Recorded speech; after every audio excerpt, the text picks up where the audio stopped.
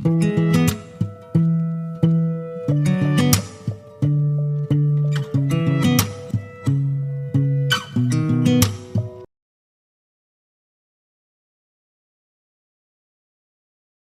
Students, welcome again to my STC YouTube channel. जैसा कि आप सभी को पता है कि कुछ ही दिन बाद आपके एग्ज़ाम जो हैं वो क्लास 10th बोर्ड के एग्ज़ाम शुरू होने वाले हैं। तो सभी बच्चों को जो डर रहता है, वो सभी बच्चों के मन में डर रहता है कि कैसा एग्ज़ाम होगा, किस तरह हम क्वेश्चन अटेम्प्ट करेंगे, कभी कुछ छूट तो नहीं जाएगा, हम लोग लास्ट एंड पॉइंट पे किस तरह से तैयारी करें, कौन सी बुक रेफर करें, कौन सी ना करें। तो आपको बता दें कि आज हम इस वीडियो के अंदर सब बातों का सॉल्यूशन आपको बताने वाले हैं। सबसे पहली बात तो ये कि जो आप लोगों को बुक रेफर करनी है वो बुक है आपकी एनसीईआरटी, क्योंकि आपको बता दें कि एनसीईआरटी आपकी बेसिक बुक है, उसी को आपको कवर अप करना है फर्स्ट ऑफ ऑल। और उसके बाद आपको कुछ नहीं करना, उसके बाद आपको जो आपके स्कूल्स में क्वेश्चन पेपर्स हुए थे प्री बोर्ड या आपके एग्जाम्स हुए थे एज अ यूनिट टेस्ट वगैरह, वही आपको क्वेश्चन जो है प्रैक्टिस करने हैं। उसी से आपके जो है मार्क्स स्कोर करने की एवरेज जो है वो काफ़ी बढ़ सकते हैं, इंक्रीज कर सकते हैं। इसका एक ही फंडा है कि आपको कोई बुक्स रेफर नहीं करनी है, आपको एनसीईआरटी ही ढंग से करनी है, क्योंकि एनसीईआरटी आपकी बेसिक बुक है। ठीक है, उसके बाद अगर आपकी एनसीईआरटी कवर हो जाती है, अगर आपने क्वेश्चन पर सॉल्व कर लिए हैं, तो उसके बाद आप जाकर अपने क्वेश्चन बैंक खरीद कर उनकी प्रैक्टिस कर सकते हो। तो आज मैं आपके लिए एनसीईआरटी के अलावा जो है, आज मैं आपके लिए स्कूल में जो टर्म 2 के एंड के अंदर जब आपके प्री बोर्ड्स हुए थे, तो उस प्री बोर्ड के अंदर आपका स्टैंडर्ड का क्वेश्चन पेपर एक मेरे पास है, तो उसी क्वेश्चन पेपर को आज हम सॉल्व करने वाले हैं। काफ़ी क्वेश्चंस अच्छे हैं उसके अंदर, तो ये क्वेश्चंस मेरे हिसाब से आपकी प्रैक्टिस के लिए काफ़ी इंपॉर्टेंट हो सकते हैं आपके एग्जाम पॉइंट ऑफ व्यू से। तो आज हम इस क्वेश्चन पेपर को A to Z, question number 1 से लेकर इसके एंड क्वेश्चन तक, क्वेश्चन नंबर 14 तक, जो आपका last case based study questions हैं, उनको हम पूरा सॉल्व करने वाले हैं। तो उम्मीद है आपको ये वीडियो काफी अच्छी लगेगी। वीडियो को स्किप ना कीजिएगा, एक एक क्वेश्चन आपके लिए काफी इंपॉर्टेंट हो सकता है। अगर आपने एनसीईआरटी कवर भी नहीं की, तो यहां पर हम बेसिक से लेकर लास्ट एंड पॉइंट तक किस तरह से आपको क्वेश्चन अटेम्प्ट करना है, आपको किस तरह से रिप्रेजेंट करना है अपने आंसर को, आज हम ये सभी चीजें जो हैं अपनी वीडियो में आपको सिखाने वाले हैं। तो स्टार्ट करते हैं हम आज की वीडियो। सबसे पहले आपको ये बता दें कि आपका क्वेश्चन पर किस तरह से आने वाला है। तो आपको बता दें कि टोटल जो है आपके 14 क्वेश्चन जो हैं पूछे जाएंगे आपके मैथ्स एग्जाम के अंदर। Total 14 questions. उन 14 क्वेश्चंस को हमने सेक्शन ए, सेक्शन बी और सेक्शन सी में डिवाइड किया गया है। सेक्शन ए के अंदर आपके टोटल 6 क्वेश्चंस आने वाले हैं, हैविंग 2 मार्क्स ईच, जिनकी हर एक मार्किंग स्कीम होगी 2 मार्क्स। उसके बाद सेक्शन बी के अंदर टोटल 4 क्वेश्चंस आने वाले हैं, जिनकी मार्किंग स्कीम होगी 3 मार्क्स ईच क्वेश्चन। उसके बाद सेक्शन सी जो है वो 4 क्वेश्चंस उसमें पूछे जाएंगे और उसमें 2 मार्क्स जो होंगे, हर एक क्वेश्चन का 2 मार्क्स होगा। वो केस बेस्ड स्टडी क्वेश्चंस होंगे जो काफ़ी इंपॉर्टेंट होते हैं। ठीक है, तो ओवरऑल जो है आपके पास कोई चॉइस नहीं है इसके अंदर। ठीक है, और इंटरनल चॉइस होगी वो 2 क्वेश्चंस के अंदर होगी, हैविंग 2 मार्क्स के अंदर, जिसके अंदर इंटरनल चॉइस दी जाएगी। और आपके पास और नेक्स्ट है आपकी कोई नेगेटिव मार्किंग नहीं होगी, there is no negative marking in the question paper. और कैलकुलेटर्स जो है वो प्रोहिबिटेड है, आपको कैलकुलेटर्स यूज नहीं करना है। ठीक है, तो ये इस तरह से आपका क्वेश्चन पेपर का जो पैटर्न है वो आने वाला है। तो let us start this pre board question paper. तो स्टूडेंट्स, हम आ चुके हैं आपके क्वेश्चन नंबर 1 पर, जो आपका फर्स्ट क्वेश्चन है। वो क्वेश्चन है आपका the first term of an AP is 2। Question है ये, तो आपको बता रखा है कि फर्स्ट टर्म एपी की 2 है और इसकी 10th टर्म जो है वो 47 है। You to find the nth term. तो किस तरह से हम इसको सॉल्व करने वाले हैं, सबसे पहले जो गिवन है हम वो लिख लेते हैं। तो first term on AP is 2, तो मतलब A1 आपको दे रखा है यहाँ पे 2। नेक्स्ट आपको दे रखा है इसकी 10th टर्म जो है 47 है, तो A10 आपको दे रखा है यहाँ पे 47 and you have to find the nth term. आपको निकालनी है nth टर्म। ठीक है, तो सबसे पहले आपको जो गिवन है A1 2 है, A10 आपका 47 है, A10 आपको गिवन है, तो A10 को हम लिख सकते हैं A plus 9D because of formula of nth term an equals to a plus n minus 1 in bracket d। Then A10 आपको पता है कितनी वैल्यू, A10 की वैल्यू क्या है 47। देन 47 A की वैल्यू क्या है 2 plus 9D। Then you have to find D, तो 9D equals to 47 minus 2, 47 minus 2 हो गया 45 equals to 9D। Then D equals to 45 divide by 9। Then simplify करेंगे, 9 1 9, 9 5 45, तो D की वैल्यू आपके पास आ गई 5। आपके पास D आ गया 5, A आपको पता ही है then easily you can find the nth term. आप आसानी से nth टर्म निकाल सकते हो। nth टर्म का फॉर्मूला आपको पता ही है, an equals to a plus n minus 1 in bracket d। तो an आपको टर्म निकालनी है तो n की जगह n ही रहेगा, a की वैल्यू क्या है 2, देन n की जगह n ही रखना है आपको, और d comes to be 5, d जो आया 5 वो यहां पर डालना है आपको। देन सिंप्लीफाई करना है, an equals to 2 plus 5 into n 5n, 5 1 5 minus 5, तो an के पास आया 2 minus 5 that is minus 3 plus 5n. This is the nth term of this AP. ये जो आपका आंसर आया, यहां पर आपको इस आंसर को बॉक्स में डाल देना है।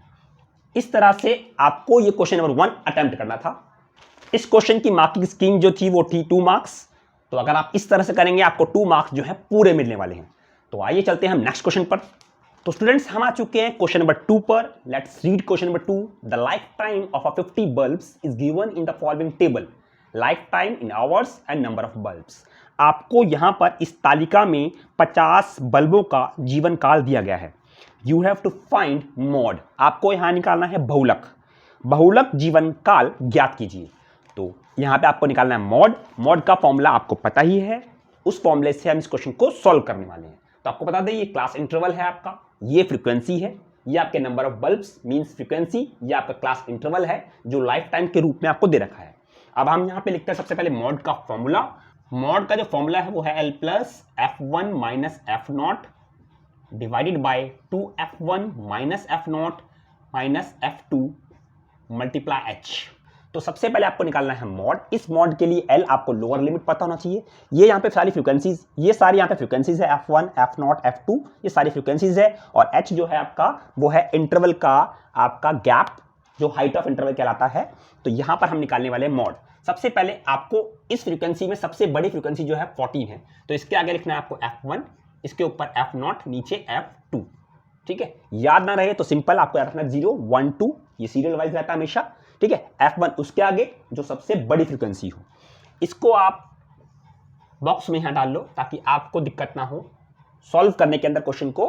तो हम इस तरह से आपको वैल्यू डालनी है, mode equals to L। L के लिए यहाँ पे क्या है 100, क्लास इंटरवल का लोअर लिमिट कितनी है 100, तो L के लिए 100 आ गई। देन प्लस F1 के लिए 14 माइनस F0 की वैल्यू क्या है 6 डिवाइडेड बाय 2F1। 2F1 क्या है 2 multiply 14, 2F1 2 multiply 14 minus F0 की वैल्यू क्या है 6, देन माइनस F2 के लिए क्या है 12 bracket close into the height of the interval. Height of the interval is 100, तो यहां पे हम डाल देते हैं 100 वैल्यू। ठीक है, तो मॉड निकाला हमने यहाँ पे, L की वैल्यू 100 थी, 100 प्लस 14 माइनस 6 क्या होता है 8 divided by 14 2 28 minus minus minus क्या होता है प्लस 12 प्लस 6 18 इंटू 100। ठीक है, इसको सॉल्व करने वाले लोग हम 100 प्लस 8 डिवाइडेड बाय 28 माइनस 18 क्या होता है आपके पास, देखो 10, यहाँ पे आपके पास आया 10 इंटू 100। ठीक है, 10 से 100 कट जाएगा तो यहाँ पे 10 आया, 100 प्लस 8 10 जा 80। ठीक है, 100 जमा 80 आपके पास आया 180, तो आपके पास जो मॉड आया वो आपके पास आया 180। ठीक है, तो यहाँ पे आप लिख दोगे कि मॉड जो आपके पास आया वो क्या है, आपके पास आया 180, और इस तरह से आप अपने आंसर को बॉक्स में डाल दोगे। इस तरह से अपने आंसर को आपको रिप्रेजेंट करना है। तो स्टूडेंट्स ये जो क्वेश्चन था, ये जो ऑप्शनल क्वेश्चन था और मैं दे रखा था आपको क्वेश्चन ये, तो मैंने यहाँ पे ये भी सॉल्व किया है आप लोगों के लिए। क्वेश्चन जो है वो ये है, the table shows the salaries of 280 persons. नीचे दी गई तालिका में 280 लोगों का वेतन मान दर्शाया गया है। ये सैलरी आपको थाउजेंड्स में दे रखी है और नंबर ऑफ पर्सन्स आपको दे रखे हैं यहाँ पे। उपयुक्त आंकड़ों से माध्यक वेतन ज्ञात कीजिए। You have to calculate the median salary of the above data. आपको यहाँ पे सैलरी का मीडियन निकालना है। तो यहाँ पे हम लोगों को निकालना है मीडियन। तो मीडियन का जो फॉर्मूला है, पहले हम फॉर्मूला लिख लेते हैं। मीडियन का फॉर्मूला है आपके पास L plus n/2 minus CF divide by F into H। ये आपके पास फॉर्मूला है जो हमें निकालना है। ठीक है, इसी फॉर्मूले से मीडियन जो है वो निकलने वाला है। सबसे पहले हम लोगों को यहाँ पर निकालना होगा n। ठीक है, ये जो n है ये आपके पास नंबर ऑफ पर्सन्स नहीं है, ये n जो है आपका टोटल है फ्रीक्वेंसी का, याद रखना है। तो सबसे पहले हम n निकालते हैं टोटल फ्रीक्वेंसी का। देखो 9 प्लस 3 9 और 3 12, 12 और 3 15, 15 और 5 20, 20 और 6 26, 26 और 7 33, 33, 33 प्लस 4 37, 37, 37 प्लस 2 39, 39 प्लस 1 40 की 0 ऊपर 4। ठीक है, then 4 plus 4 8, 8 plus 3 11, 11 plus 6 17, 17 plus 1 18, 18 का 8 ऊपर 1, देन 1 प्लस 1 2। तो ये था हमारा n टोटल। ठीक है, सबसे पहले आपको निकालना n जो सम ऑफ फ्रीक्वेंसीज है, उसके बाद हम निकालते हैं n/2। तो n आपके पास है 280, तो n/2 क्या होगा, n/2 होगा 280 डिवाइड बाय 2 दैट इज 140। ये आपके पास है n/2 की वैल्यू। इसी से ही आपका क्वेश्चन होगा। उससे पहले आपको निकालना है CF। यहां पे हम लोग निकालते हैं CF कैसे निकालना है, CF is nothing but it is a cumulative frequency, इसको बोलते हैं हम क्यूमुलेटिव फ्रीक्वेंसी। ये हम कैसे निकालेंगे, देखिए पहली वैल्यू आपके पास है 49, देन 49 में फिर आप 133 प्लस करोगे। ठीक है, तो 9 प्लस 3 9 और 3 12 का 2 हासिल 1, 4 और 1 5, 5 और 3 8, तो आपके पास आया ये 182 प्लस 63 करोगे, 3 प्लस 2 5, 6 प्लस 8 14 का 4 ऊपर 1, देन 1 प्लस 1 2, 245 प्लस 15 करोगे तो आपके पास यहाँ पे आया 260 प्लस 6 करोगे आपके पास आया 266, देन 266 प्लस 7 करोगे आपके पास आया 273 प्लस 4 करोगे आपके पास आया 277, देन 277 प्लस 2 करोगे तो आपके पास आया 279, देन 279 प्लस 1 करोगे आपके पास आया 280। ठीक है, ये आपके पास है क्यूमुलेटिव फ्रीक्वेंसी। याद रखना है क्यूमुलेटिव फ्रीक्वेंसी हमेशा इंक्रीजिंग ऑर्डर में आएगी आपके पास। और एक चीज और याद रखना है कि जो आपकी सम ऑफ फ्रीक्वेंसीज है वो लास्ट क्यूमुलेटिव फ्रीक्वेंसी के हमेशा इक्वल आएगी। अगर आपकी यहां वैल्यू अलग आ रही है और यहां वैल्यू अलग आ रही है, इसका मतलब कहीं पर आपने कैलकुलेशन में गलती की है। ठीक है, अब आपके पास n/2 की वैल्यू क्या थी 140। अब 140 से बड़ा नंबर इस CF में कौन सा है, 140 से बड़ा नंबर आपके पास है 182, तो आपको ये लेना है। ठीक है, आपको ये लेना है 140 से बड़ा नंबर 182। अब यहां पर L क्या होगा, ये होगा L आपके पास 10, तो देन वैल्यू पुट करते हैं 10 प्लस n/2। n/2 के लिए यहां पे यह वही 140 आपने पहले निकाला है, 140 माइनस CF क्या होगा, इस CF के ऊपर जो CF लिखा है आपको ये कंसीडर करना है, that is 49 divided by F। Frequency क्या है 133, फ्रीक्वेंसी ये वाली लेनी है जो आपने बॉक्स के बीच में लिखी है, ये वाली frequency 133 into height of the interval. इन सब में गैप कितने का था 5 का, then put the value 5, then solve करेंगे इसे 10 प्लस 140 माइनस 49। देखो 10 में से 9 गया 1, यहां बचा 13 में से 4 गया 9, 91 डिवाइड बाय 133 इंटू 5। ठीक है, फर्दर इसे हम सॉल्व करते हैं तो आपके पास ये आया 10 प्लस 5 1 5, 5 9 45, तो आपके पास आया 455 डिवाइड बाय 133। इसे हमें सॉल्व करना है। 455 को 133 से डिवाइड करना है, तो 455 को हम 130 से डिवाइड करेंगे तो 133 1 जा 133 होता है, 133 2 जा 266, देन 133 जा 399 एंड 133 4 जा 532। तो यहाँ पर जो आ रहा है हमारे पास 399 आ रहा है, तो 133 जा 399 हम यहाँ पे लेंगे। इसको सॉल्व करते हैं हम लोग, तो यहाँ पे आपके पास आया 6, यहाँ बचा 4 14, तो यहाँ पे आया 5 56 आया, देन यहाँ पे हम डालते हैं पॉइंट, यहाँ पे 0 560। अब देखो 133 4 जा रहा था 532, अब 133 5 जा हम कर लेते हैं इसको, 133 5 जा 5 3 जा 15 का 5 ऊपर 1, 5 3 जा 15, 15 प्लस 1 16 का 6 ऊपर 1, 5 प्लस 1 6, तो आपके पास आया 665 जो कि बड़ा है, तो हम लेंगे 532, तो 133 4 जा 532। ठीक है, तो यहाँ पे आपके पास 8 आया, यहाँ पे आपके पास आया 5 में से 3 गया 2 28, फिर यहाँ पे हम 0 लगा देते हैं 280, तो 280 जो आएगा वो आएगा आपका 2 पे 133 2 जा 266, सिंप्लीफाई करेंगे आपको यहाँ पे आया 4 7 में 6 गया 1, तो यहाँ तक छोड़ देंगे इसे, आपके पास आया 342। ठीक है, तो आपके पास आया ये 10 प्लस 3.42, 10 प्लस 3.42। अब 10 प्लस 3.42 क्या होता है 13.42। ठीक है, तो ये जो आपके पास आया 13.42 ये आपका है मीडियन। इस तरह से जो है आपको ये पूरा जो क्वेश्चन है वो करना है अटेम्प्ट। आपको पूरे नंबर मिलेंगे, आपका नंबर जो है एक भी नहीं कटने वाला एग्जाम में, अगर आप इस तरह से इसको अटेम्प्ट करोगे तो। कैलकुलेशन का बहुत ध्यान रखना है, कैलकुलेशन हल्की सी भी गलत हुई तो आपका पूरा गलत हो जाएगा। हाँ, आप इतना कर सकते हो कि अगर आपके पास टाइम नहीं है तो इसको फ्रैक्शन में यहाँ पे छोड़ सकते हो आप। ठीक है, अगर टाइम है तो आप उसको पॉइंट में भी डेसिमल में भी निकाल सकते हो। आपका आंसर जो आया यहाँ पे आया 13.42। एक चीज़ मैं आपको बार बार बताने वाला हूँ इन क्वेश्चंस के अंदर, जितने भी आपके स्टैट्स के क्वेश्चंस हैं, स्टैट के क्वेश्चन में कुछ नहीं है। स्टैट्स के क्वेश्चन में एक तो आपका फॉर्मूला याद होना चाहिए और आपकी कैलकुलेशन जो है एग्जैक्ट सही होनी चाहिए। अगर आपके पास टाइम है तो आप आंसर्स को पूरा सिंप्लीफाई कीजिएगा। अगर आपके पास टाइम नहीं, आपको लगता है कि डेसिमल में निकालने पर मेरा आंसर गलत हो सकता है या मुझे टाइम ज़्यादा लग रहा है, तो आप उसको फिलहाल उसी टाइम के लिए वहाँ पे छोड़ दीजिए। आप बाकी क्वेश्चन अटेम्प्ट कीजिए, जब आप लास्ट में उन क्वेश्चंस पे आओगे तो आप उसको डेसिमल में। तो स्टूडेंट्स, हम आ चुके हैं क्वेश्चन नंबर 3 पर। क्वेश्चन नंबर 3 है क्या? क्वेश्चन नंबर 3 जो है आपका थ्योरम ही है, वो आपको यहाँ पर प्रूव करना है कि prove that the tangent at any point of a circle is perpendicular to the radius through the point of contact. सिद्ध कीजिए कि एक वृत्त के किसी भी बिंदु पर स्पर्श रेखा स्पर्श बिंदु से जाने वाली त्रिज्या पर लंब होती है। आपको यहां पर यह प्रूफ करना है।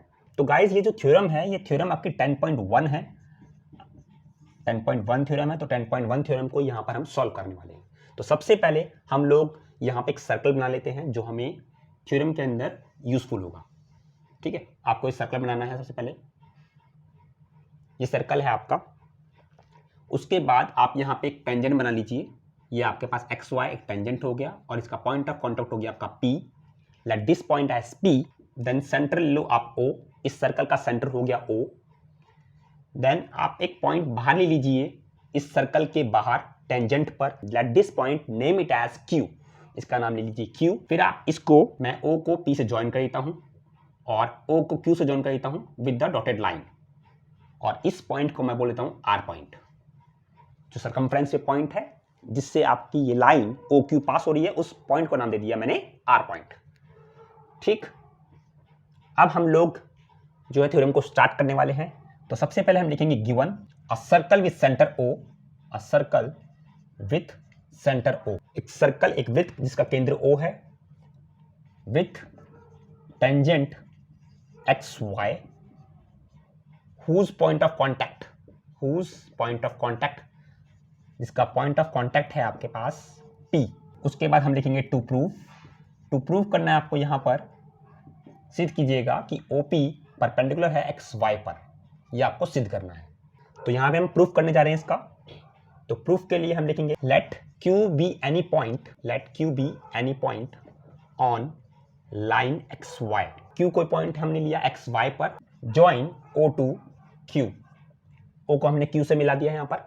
Suppose it touches to a point R on circumference of circle. Hence, OQ is greater than OP. OQ is greater than OP. And we know that OP equals to OR. कि both these are radius of circle. तो हम लिख सकते हैं कि OQ is greater than OR. OQ is greater than OR. Same will be the case with all other points which lie on the circle. Hence, OP is smallest line that connects X, Y, and smallest line is perpendicular. Smallest line is perpendicular to radius and smallest line is perpendicular tangent X, Y. Therefore, it's proved that OP perpendicular to XY. इस तरह से पूरी theorem जो है अपने examination के अंदर आपको अटेम्प्ट करनी है। इस थ्योरम के मार्क्स अगर आप इस तरह से लिखते हो तो कहीं पे भी डिडक्ट होने वाले नहीं हैं। आपको एक ही चीज लिखनी है, given, then to prove, then proof, then hence लिखकर आपको लास्ट में रिजल्ट लिख देना है जो आपका आया है, जो आपको प्रूफ करना था कि OP परपेंडिकुलर टू XY। और आपको डायग्राम भी बनाना है यहाँ पर। अगर आप डायग्राम नहीं बनाते हो तो उसके मार्क्स डिडक्ट होने वाले हैं। ठीक है, तो आपको डायग्राम बनाना है प्लस ये सब चीजें आपको लिखनी है अपनी थ्योरम के अंदर। तो स्टूडेंट्स, हम चलते हैं क्वेश्चन नंबर 4 पर। आपका क्वेश्चन नंबर 4 है क्या?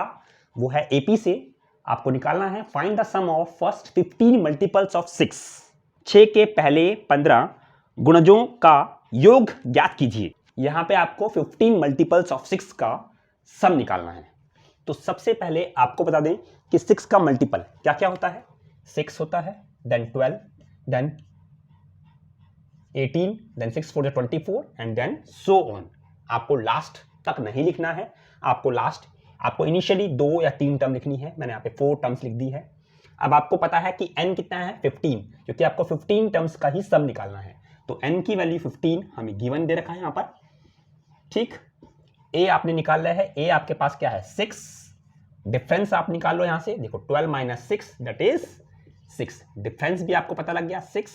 अब आपको निकालना है S n. N stands for number of terms और नंबर ऑफ टर्म्स था 15, मतलब आपको निकालना है S15। ठीक है, तो S15 निकालते हैं हम लोग यहां पर। सबसे पहले हम लोग यहां पर Sn का फॉर्मूला लिख लेते हैं। Sn का फॉर्मूला क्या है, n/2 2a plus n-1 in bracket d। ये Sn का फॉर्मूला है। इसमें आपको n की वैल्यू क्या है 15, तो n15/2 2a की वैल्यू क्या है 6 प्लस n की वैल्यू क्या है आपके पास 15 माइनस 1 एंड डिफरेंस इज 6। ठीक है, बैक क्लोज 15/2। ठीक है, 2 6 12, देन 15 माइनस 1 14 मल्टीप्लाई 6। सिंपल है, 15/2 12 प्लस 14 6 84, देन सॉल्व करेंगे 15/2 84 प्लस 12 करोगे आपके पास आएगा 96।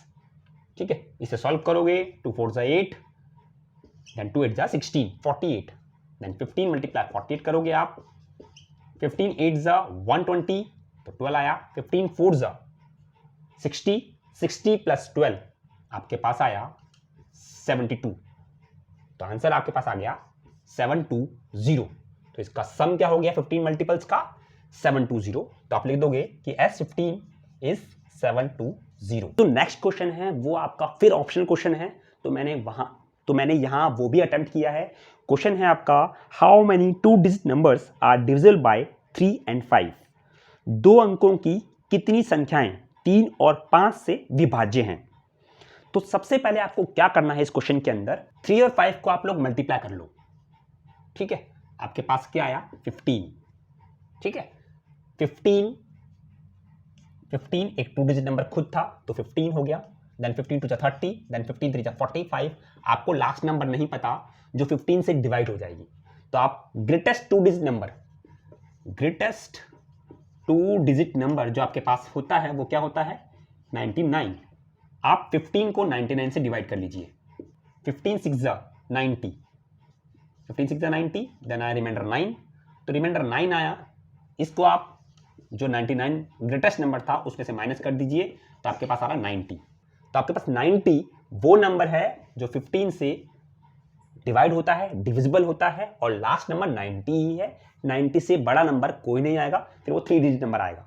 ठीक है, तो लास्ट नंबर क्या है 90। तो आपके पास यहां पर आपको निकालना था कितने 2 डिजिट नंबर है, तो मतलब आपको निकालना है यहां पे n। ठीक, और ये जो है आपके पास ये nth टर्म है, ये है an। तो an आपको पता है 90, देन an का फॉर्मूला हम यहां पे डालेंगे, an equals to a plus n-1 in bracket d। an जो हमारे पास आया 90, a की वैल्यू क्या है 15 प्लस n नहीं पता हमें, वही निकालना हमें। और डिफरेंस क्या आया, देखो डिफरेंस निकालोगे तो 30 माइनस 15, तो डिफरेंस भी 15 ही है आपका यहाँ पर। तो डिफरेंस है 15। ठीक है, तो 90 15 को इधर भगाओगे, माइनस का 15 equals to n-1 into 15। 90 minus 15 करोगे, आपके पास यहां पर आएगा 75 इक्वल्स टू n-1 इंटू 15। ठीक है, n-1 इक्वल्स टू 75, 15 डिवाइड में आ जाएगा, 15 5 75, 5 आया, तो n-1 इक्वल्स टू 5।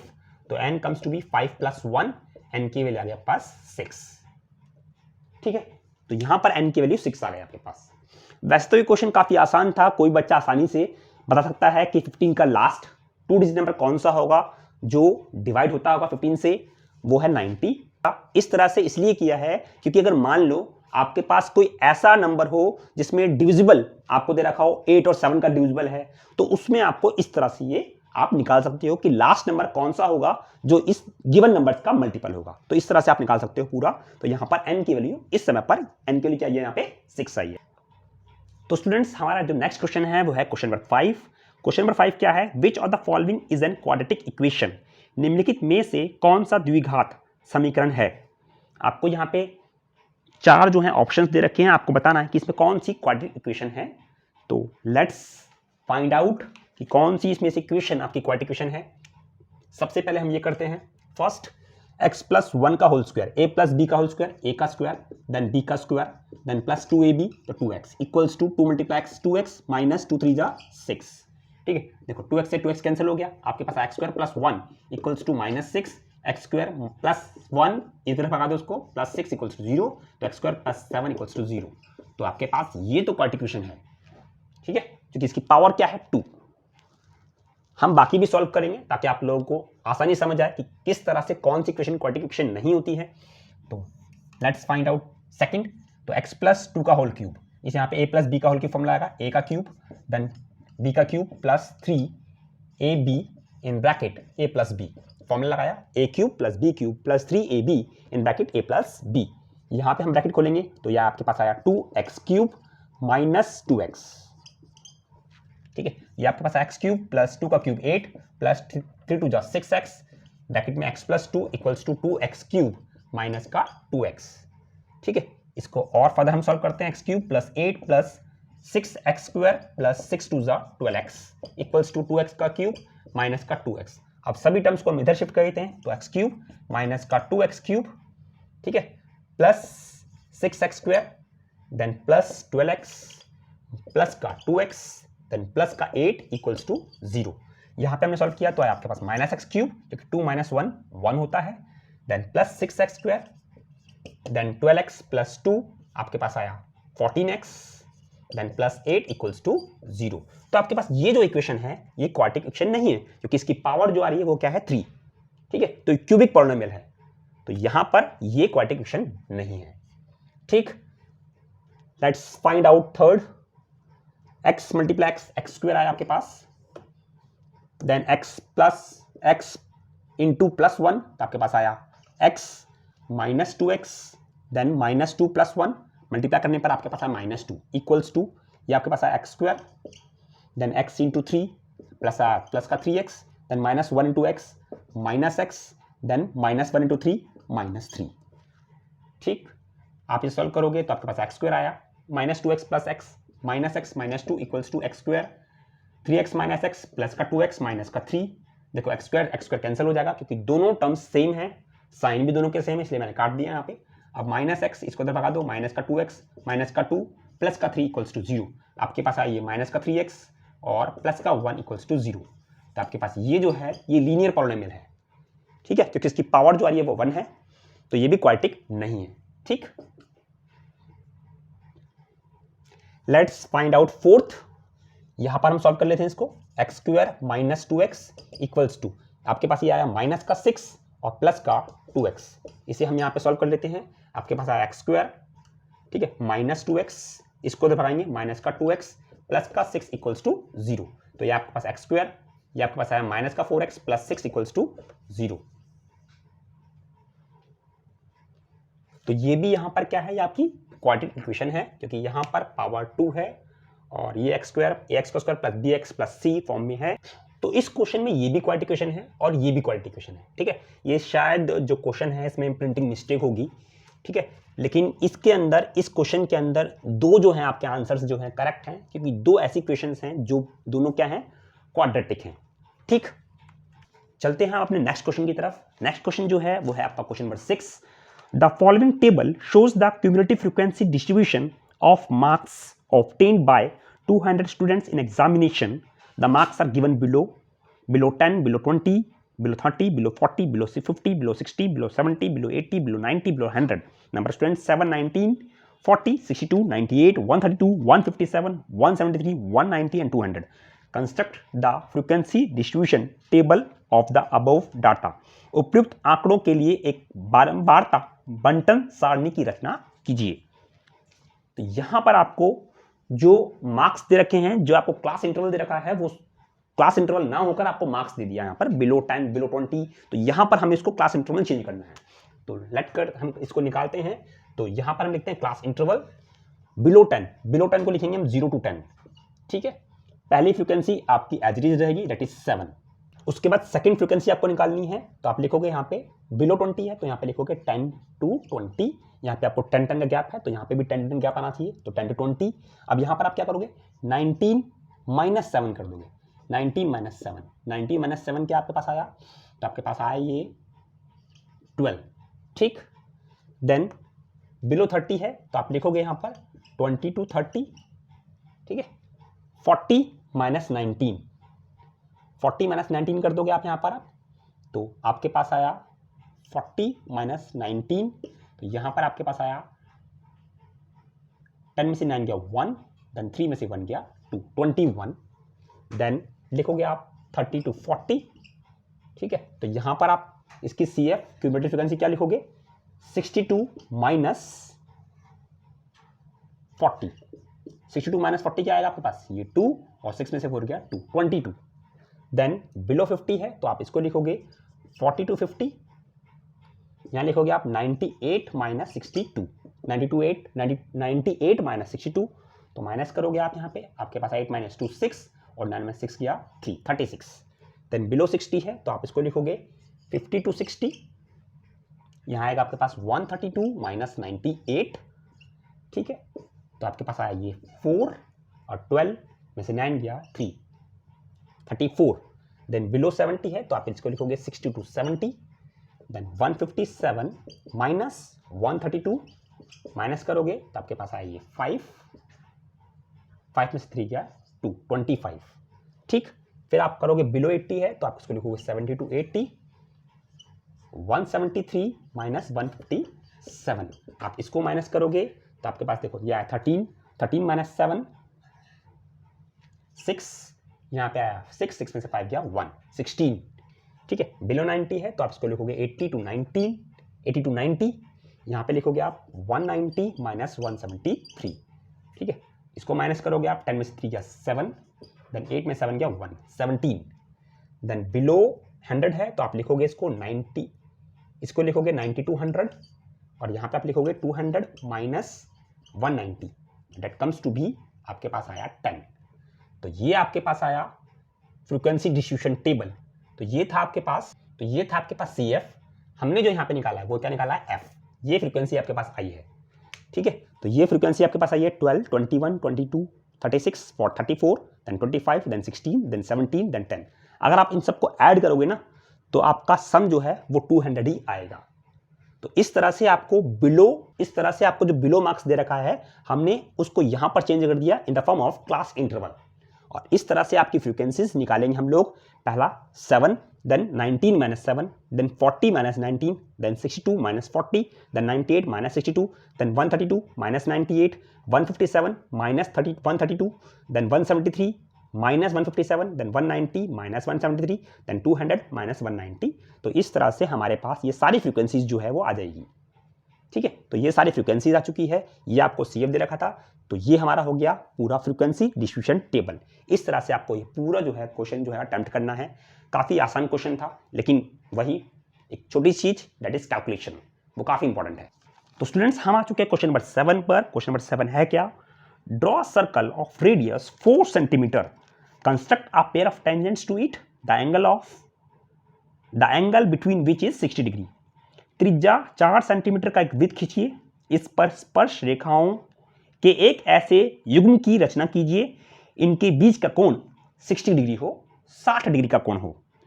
तो ये कंस्ट्रक्शन का क्वेश्चन है और ये सेक्शन बी का भी पहला क्वेश्चन है जो कि 3 मार्क्स का है। तो आइए स्टार्ट करते हैं हम लोग। इस क्वेश्चन को मैं यहां पर with the help of compass या with the help of scale तो कर नहीं सकता, तो मैं इसको आपको इस तरह सिखाने वाला हूं ताकि आप अपनी कॉपी में जिस तरह बनाएंगे with the help of compass and the help of scale, तो आप आसानी से बना पाओगे जिस तरह मैं यहाँ पे आपको समझाने वाला हूँ। तो यहाँ पे ध्यान से समझिएगा। सबसे पहले हम इसकी रफ फिगर बना लेते हैं कि क्या क्या था ये क्वेश्चन। आपको एक सर्कल बनाना है 4 सेंटीमीटर का, ठीक है। ये सर्कल हो गया मान लो 4 सेंटीमीटर का, और आपको टेंजेंट बनानी है जिनके बीच का एंगल कितनी डिग्री का होगा, 60 डिग्री का। तो ये एंगल 60 डिग्री का है आपके पास, ये एंगल 60 डिग्री का होना चाहिए, ठीक है। और अगर मैं ये बोलूँ सेंटर है तो मैंने ये बना दिया सेंटर। ये जो रेडियस है आपका ये कितना है 4 सेंटीमीटर, तो ये भी 4 सेंटीमीटर होगा। ये आप मान लो O है, ये A है, ये B है और आपका ये पॉइंट P है। PA और PB जो हैं वो आपके टेंजेंट्स हैं। PA and PB are tangents, ये आपके पास है टेंजेंट्स, ठीक है। और यहाँ पे जो एंगल है वो है 60 डिग्री। अब आप किस तरह से कंस्ट्रक्ट करोगे, तो आपको ये देखो, आपको पता है कि रेडियस और टेंजेंट के बीच में एंगल होता है 90 degree, because radius and tangent are always perpendicular to each other. तो ये भी 90 होगा और ये भी 90 होगा, ठीक है। तो उससे आप ये वाला एंगल आसानी से निकाल सकते हो। Let this consider is x, ये एंगल मान लेते हैं लोग x। अब देखो 1 2 3 साइड, यहाँ 4 साइड्स है, 4 साइड फिगर को हम बोलते हैं क्वाड्रिलेटरल। तो क्वाड्रिलेटरल में क्या होता है, sum of all angles equals to 360 degree. वही प्रॉपर्टी मैं यहाँ पे यूज करने वाला हूँ, ठीक है। तो देखो इस एंगल को मैंने माना 1, देन 2, देन 3, देन 4, ठीक है। मैं नंबर दे दिया एंगल का। तो यहाँ पे लिखो angle 1 plus angle 2 plus angle 3 plus angle 4 equals to 360 degree. Angle 1 क्या है 60 डिग्री, देन एंगल 2 क्या है 90 डिग्री, देन एंगल 3 x है जो हमने लेट किया है, एंगल 4 क्या है आपके पास, एंगल 4 भी आपके पास 90 डिग्री है इक्वल्स टू 360 डिग्री। ठीक है, तो 90 प्लस 90 180, देन 180 plus 60 240, 240 plus x equals to 360 degree, then x equals to 360 minus 240, तो आपके पास x आया 120 डिग्री। तो ये जो x है ये है क्या, ये है सेंटर पे जो एंगल बन रहा है जो दोनों रेडियस से, वो कितना डिग्री का है 120 डिग्री का कोण है। तो यहां पर अब हम इसको कंस्ट्रक्शन करने वाले हैं। तो सबसे पहले आपको क्या करना है, एक सर्कल बनाना है 4 सेंटीमीटर का। सबसे पहले आप कंपास को लोगे और कंपास को आप with the help of scale से 4 सेंटीमीटर मेजर कर लोगे और आप इस पॉइंट को सेंटर मानकर एक सर्कल बना दोगे आप। बिल्कुल सबसे पहले आप सर्कल बना लोगे दैट इज 4 सेंटीमीटर का। तो मैंने सर्कल बना दिया 4 सेंटीमीटर का। ठीक है, अब यहां पर इसका रेडियस हो गया 4 सेंटीमीटर, यहां लिख दिया मैंने 4 सेंटीमीटर। अब सबसे पहले यहां पे जो रेडियस से और जो टेंजेंट के बीच में एंगल था वो कितनी डिग्री का था 90 डिग्री का। तो सबसे पहले आप यहाँ पे 90 डिग्री एंगल बनाओगे, कंपास लोगे, कंपास से यहाँ पे एक सेमी सर्कल, फिर उसके बाद इस पर के फर्स्ट आर्क, इस पर के सेकंड आर्क, इन दोनों को आप आर्क को कट करोगे तो यहाँ पे आएगा आपके पास 90 एंगल। तो ये आपके पास आ गया 90 डिग्री। ठीक है, इस लाइन को आप आगे एक्सटेंड कर दोगे। ठीक है, उसके बाद यहाँ पे देखो सेंटर पे एंगल कितनी डिग्री का है जो आपने निकाला है 120 डिग्री का।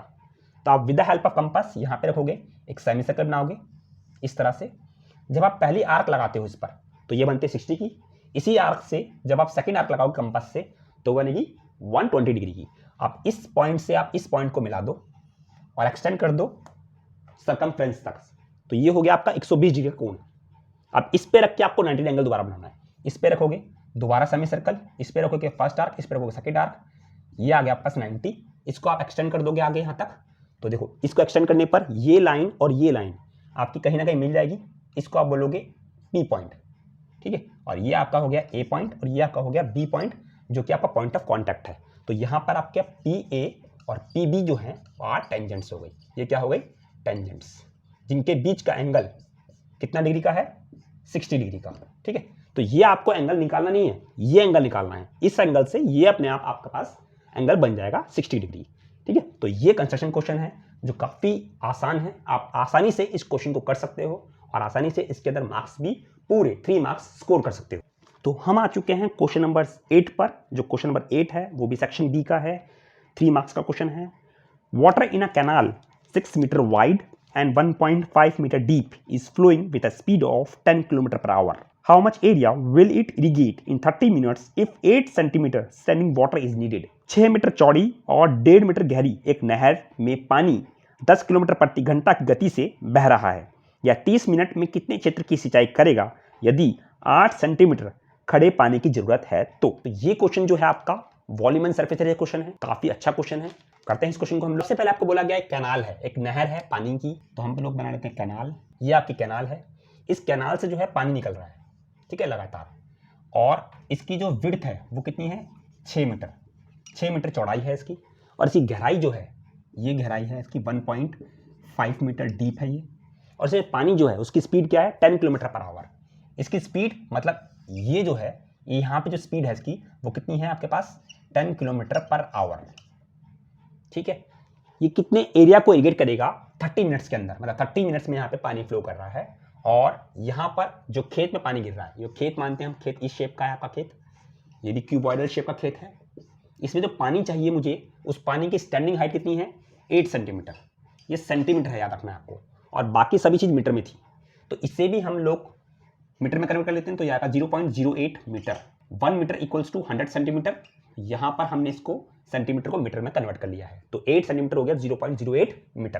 तो इतना पानी मुझे चाहिए खेत के अंदर। तो आपको निकालना है एरिया। इट मीन्स यहाँ पर ये लेंथ और ब्रेड्थ आपको नहीं दे रखी।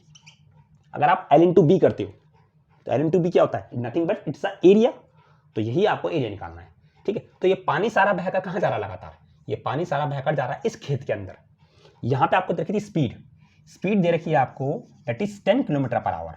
मतलब इसका मतलब क्या है कि एक घंटे में, इसका मतलब है कि एक घंटे में कितना पानी फ्लो कर रहा है 10 किलोमीटर पानी जो है वो बह रहा है। ठीक है, अगर मैं किलोमीटर को चेंज करूं यहाँ पर मीटर के अंदर, तो 1 किलोमीटर में होता है 1000 मीटर। तो मैं इसको बोल सकता हूँ तो 10,000 मीटर पानी फ्लो कर रहा है।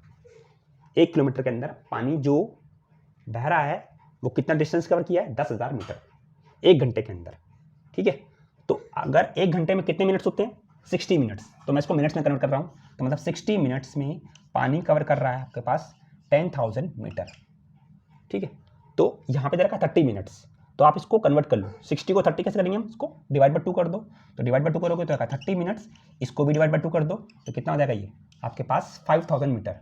मतलब 30 मिनट्स के अंदर पानी ने जितना डिस्टेंस कवर किया है 5000 मीटर। तो ये आपके पास जो लेंथ हो गई वो आपके पास हो गई यहाँ पे 5000 मीटर।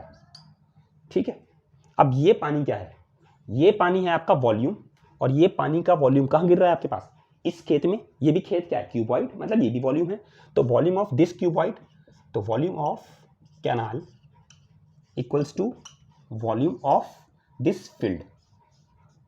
ठीक है, वॉल्यूम ऑफ कैनाल का formula L into B into H, क्योंकि ये भी क्यूबॉइड था और ये भी क्यूबॉइड है। ठीक है, L यहाँ पे लेंथ कितना था आपके पास? 5000। ठीक है, यहाँ पे ब्रेड्थ कितना है आपके पास? 6, और हाइट कितना है? 1.5 इक्वल्स टू L नहीं पता हमें, यहाँ पे B भी नहीं पता, और H कितना हमारे पास? 0.08। Then L into B equals to 5000 into 6 into 1.5 divided by 0.08। यहाँ से पॉइंट आया आपके पास, ऊपर लगा 100। ठीक है, आप इसे सिंप्लीफाई करोगे, 2 4 8, 2 5 10 0, देन आप इसे 2 2 4, देन 25 आपके पास आया यहाँ पे। इसको 2 से 6 को काट दो तो 3 आया। ठीक है, तो यहाँ पर जो हमारे पास वैल्यूज बची वो वैल्यूज लिख लेते हैं हम लोग। 25 बचा, एक 5000 इंटू 5000 इंटू 3 इंटू 1.5। ठीक है, ये आएगा आपका एरिया सॉल्व करके। इसे हम सॉल्व कर लेते हैं हम लोग। ठीक है, एरिया जो यहाँ पे आया कितना आया? 25 इंटू 5 कितना आया? 125, और 3 जीरोस है तो 125,000। ठीक है, इंटू 15 3 45 होता है, दैट इज 4.5। इसको आप मल्टीप्लाई करोगे। ठीक है, 125 को 4.5 से मल्टीप्लाई कर लेते हैं हम लोग। 5 5 25 का 5 ऊपर 2, 5 2 10, 10 प्लस 2 12 का 2 ऊपर 1, 5 1 5 5 प्लस 1 6, देन 4 5 20 0 ऊपर 2, 4 2 8 8 प्लस 2 10 के 0 ऊपर 1, 4 5 4 4 प्लस 1 5, 5 2 6 5। तो आपके पास आया ये 562.5। ठीक है, 562.5, 562.5 इंटू 1000 भी है यहाँ पे। ठीक है, तो आपके पास आया ये 5625। ये 3 जीरोस है तो डेसिमल 3 डिजिट बाद चला जाएगा, तो 0.123 आपके पास यहाँ पर आ जाएगा ये मीटर स्क्वायर। ये एरिया आपके पास आ चुका है 562500 मीटर स्क्वायर। तो ये क्वेश्चन काफ़ी इंपॉर्टेंट था और काफ़ी जो है ये इजी क्वेश्चन है अगर समझा जाए तो आसानी से। तो जिस तरह से मैंने आप लोगों को एक एक चीज़ समझाई है उसी तरह से अगर आप इसे एक बार दोबारा करोगे तो 100% श्योर है कि आप इस क्वेश्चन को आसानी से अपने एग्जाम में कर पाओगे। ठीक है, बस बाकी कुछ नहीं है, कैलकुलेशन का आपको ध्यान रखना है बस। चलते हैं नेक्स्ट क्वेश्चन की तरफ। जो नेक्स्ट क्वेश्चन है वो भी आपका चॉइस में है और दे रखा है वो आपको क्वेश्चन। एक बार ये भी कर लेते हैं, मुझे क्वेश्चन एक बार हम ये भी क्वेश्चन कर लेते हैं। क्वेश्चन है a tent is in the shape of right circular cylinder up to an height of 3 metre and conical above it. The total height of the tent is 13.5 metre and the radius of the base is 14 meter. Find the cost of cloth required to make the tent at the rate of ₹80 per meter square है। एक तंबू एक लंब वृत्तीय बेलन के आकार का है जिसकी ऊंचाई 3 मीटर है और उसके ऊपर शंक्वाकार है। तंबू की कुल ऊंचाई 13.15 मीटर है और आधार की त्रिज्या 14 मीटर है। ₹80 प्रति वर्ग मीटर की दर से तंबू बनाने के लिए आवश्यक कपड़े का मूल्य ज्ञात कीजिए। तंबू बनाने में जो कपड़ा लगेगा उसकी कीमत आपको बतानी है। यहाँ पर सबसे पहले आपको एक लाइन पढ़कर आपको जो है इस क्वेश्चन के अंदर एक लाइन पढ़ते हुए आपको फिगर बनानी है। तो पहले हम एक लाइन पढ़ लेते हैं। क्या दिखाई? A tent in the shape of cylinder up to an height of 3 metre. मतलब एक सिलेंडर है, सिलेंडर बना दिया, इसकी हाइट कितनी है? 3 मीटर। ठीक है, आगे बोलता है एंड कॉनिकल अबव इट, और ऊपर से क्या है? ये कोन शेप का है ऐसे।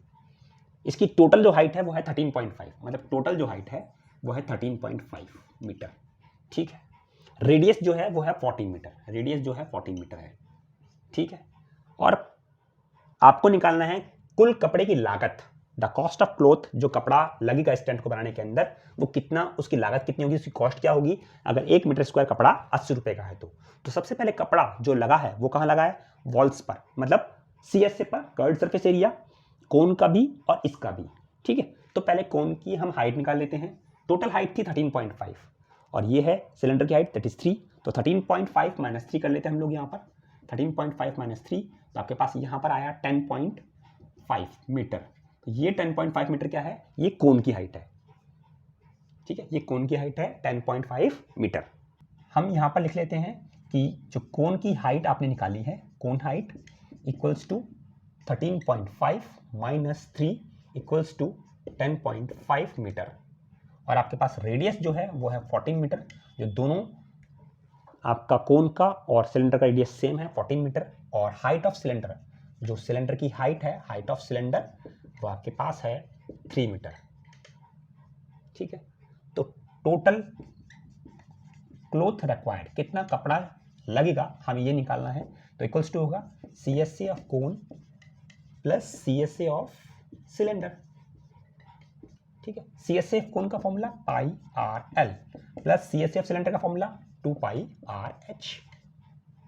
ठीक है, अब देखो इन दोनों में से पाई और आर कॉमन, क्यों, क्योंकि पाई तो है ही कॉमन और आर दोनों का रेडियस सेम था, इसलिए मैंने बाहर निकाल दिया। अंदर लिखो L प्लस 2H। अब ये L स्लांट हाइट है, ये स्लांट हाइट आपको पता ही नहीं है, तो ये आपको यहाँ पे निकालना पड़ेगा। स्लांट हाइट का फॉर्मूला क्या होता है, अंडर रूट में R का स्क्वायर प्लस H का स्क्वायर। ठीक, तो L equals to under root में R की कितनी 14 का स्क्वायर प्लस H, हाइट कितना है 10.5 का स्क्वायर। ठीक है, तो L इक्वल्स टू 14 का स्क्वायर, 14 का स्क्वायर हो गया आपके पास 196, देन प्लस 10.5 का स्क्वायर, 10.5 का स्क्वायर हो गया आपके पास, 5 का स्क्वायर 25 और 10 का नेक्स्ट डिजिट होता है 11, 11 10 जा 110, तो आपके पास हो गया 110.25। ठीक है, इस तरह से आप इसका इजीली जो है स्क्वायर निकाल सकते हो। देन प्लस कर दो आप इसको, देन 110.25 प्लस 196.00, तो आपके पास आया 5269 प्लस 110 की 0 ऊपर 306.25, 306.25। अब इसका स्क्वायर रूट आपको निकालना है 306.25 का। ठीक है, तो इसका स्क्वायर रूट हम लोग निकालते हैं 306.25। ठीक है, दो के पेयर बनाते हैं हम लोग, तो यहाँ पर आया 1 1 1, देन 2, फिर 1 प्लस 1 यहाँ पे कर हमने 2 आया, देन ये डिजिट उतारा 2606 उतारा। ठीक है, फिर 2 को यहाँ पर हमें एक डिजिट लिखना है, या तो 206 आना चाहिए उसको मल्टीप्लाई करने पर सेम डिजिट को, या फिर इससे कम आना चाहिए। ठीक है, तो हम इसको ले लेते हैं, देखो 28 को 8 से करें तो 8 8 64 का 6, 8 8 64 का 4 ऊपर 6, 8 2 16, 16 प्लस 6 22, 224 आ ज़्यादा आ रहा है, 7 से कर लेते हैं 27, 7 जा 7 7 49 का 9 ऊपर 4, 7 2 जा 14, 14 प्लस 4 18, आपके पास आ रहा है 189। तो 27 7 जा 189 लिया हमने यहाँ पे, माइनस किया, आपके पास आया 16, 16 में से 9 गया 7। ठीक है, यहाँ पे आया 9, 9 में से 8 गया 1। ठीक है, 17 आया, तो यहाँ पर हम इसको 7 दोबारा लिखेंगे और फिर ऐड करेंगे, तो आपके पास आया 34। फिर यहाँ पे मैंने एक डैश डाला और यहाँ पे मैंने दोनों डिजिट लिख दी 25 और यहाँ पे मैंने डेसिमल डाल दिया, क्योंकि डेसिमल के डिजिट बाद वाले के बाद यहाँ पे डेसिमल आपको लिखना होगा। अब देखो 34 के आगे मुझे अगर 5 लिखना हो, अगर मैं 5 से मल्टीप्लाई करता हूँ, देखता हूँ ये आता है नहीं आता, 5 5 25 का 5 ऊपर 2, 5 5 20, 20 प्लस 2, 22 का 2 ऊपर 2, 5 से 15, 15 प्लस 2 17। तो देखो आपका आ रहा है 1725। तो 345 को 5 से मल्टीप्लाई करने पर आ रहा है आपका 1725। तो ये आपका स्क्वायर रूट आ गया 17.5। तो आपको स्क्वायर रूट जो आया L जो आ गया आपके पास कितना आ गया 17.5 मीटर, ये आपके पास आ गया L। अब ये सारी वैल्यूज बस आपको यहाँ पुट करनी है। ठीक है, पाई के लिए 22/7, R 14, L कितना है 17.5 plus 2 into H, H cylinder की हाइट है ये, तो सिलेंडर की हाइट आपको मालूम है 3, 7 2 जा 14, तो यहाँ पे 2 आया, 22 मल्टीप्लाई 2 44 हो गया, 44 आ गया यहाँ पे आपका, जाके 17.5 जमा 2 3 6। ठीक है, 44 गुना में इन दोनों को पहले आप जमा कर लो, 17 और 6 23, 23.5 आया, तो 23.5 को आपको 44 से मल्टीप्लाई करना है, उसके लिए मुझे यहाँ पर इसको रब करना होगा। उसके लिए मुझे यहाँ पे मैंने रब कर दिया इस सेक्शन को। अब मैं यहाँ मल्टीप्लाई करूँगा 23.5 को 44 से, 4 5 से 20 की 0 ऊपर 2, 4 3 से 12, 12 प्लस 2 14 का 4 ऊपर 1, 4 2 8, 8 प्लस 1 9, 0 4 9, 0 4 9 प्लस 4 13 का 3 ऊपर 1, तो आपके पास आया 10। तो ये आपके पास आया 23.5 था ये। तो 23.5 को आप 44 से मल्टीप्लाई करोगे तो आपके पास क्या आएगा? आपके पास आया 1034.0। ये आपके पास आया मीटर स्क्वायर। कि इतना कपड़ा लगेगा टोटल इस टेंट को बनाने के अंदर। अब आपको कॉस्ट निकालनी थी, तो एक मीटर की कॉस्ट कितनी है? 80 रुपीज़। तो कॉस्ट निकालने के लिए आप क्या करोगे? यहाँ पर कॉस्ट इक्वल्स टू 1034 जो मीटर स्क्वायर कपड़ा है उसको 80 से मल्टीप्लाई कर दो। ठीक है, देखो सिंपल मल्टीप्लाई करेंगे हम लोग। 8 4 32 का 2 ऊपर 3, 8 3 24, 24 प्लस 3 27 का 7 ऊपर 2, यहाँ पे आया 2, 8 1 8। ठीक है, और ये वाली 0 भी है तो ये वाली 0। आपका कपड़ा लगेगा टोटल इतना रुपये का, 82,720 रुपीज़ का यहाँ पे क्लोथ लगेगा, कपड़ा लगेगा इस टेंट को बनाने के अंदर। तो इस तरह से आपको एक क्वेश्चन जो है वो अटेम्प्ट करना है। ये भी काफ़ी इजी क्वेश्चन था, लेकिन वही आपको सबसे पहले फिगर का ध्यान रखना है कि ये फिगर सही बननी चाहिए, और आपको मार्किंग का ध्यान रखना है कि कौन सी हाइट है, कौन सा रेडियस है। ठीक है, और लास्ट चीज कैलकुलेशन। ठीक है, आसानी से आप इस क्वेश्चन को जो है वो कर पाओगे। तो स्टूडेंट्स हम आ चुके हैं क्वेश्चन नंबर 9 पर। क्वेश्चन नंबर 9 क्या है? In a violent storm a tree got bent by the wind, the top of the tree meets the ground at an angle of 30 degree at a distance of 40 metres from the root. What was the original height of the tree? Take √2 equals to 1.414 and √3 equals to 1.732। तेज आंधी में एक पेड़ हवा से झुक गया। पेड़ की चोटी जमीन से 30 डिग्री के कोण पर जड़ से 40 मीटर की दूरी पर मिलती है। पेड़ की वास्तविक ऊंचाई ज्ञात कीजिए। √3 का मान आपको दे रखा है 1.414 और √3 का मान आपको दे रखा है 1.732। ठीक है, जो आपको यूज करनी है वैल्यू। सबसे पहले स्ट्रोम के कारण, मतलब आंधी चलने के कारण पेड़ टूट गया। तो आपको याद रखना है, जब पेड़ टूटता है, जैसे मान लो ये पेड़ है, ठीक है, ये तो पेड़ टूटेगा, ठीक है, ये पेड़ टूटता है तो आंधी से टूटेगा तो बीच में से कहीं से टूटेगा। ये पूरी हाइट हो गई पेड़ की, ये जो टूटेगा यहाँ से टूटा, और यहाँ से टूटने के बाद ये इस तरह से गिर गया पेड़। ठीक है, ये पेड़ इस तरह से आपका झुक गया, ये वाला हिस्सा नीचे गिर गया। ठीक है, तो आपका ये पूरा पेड़ था।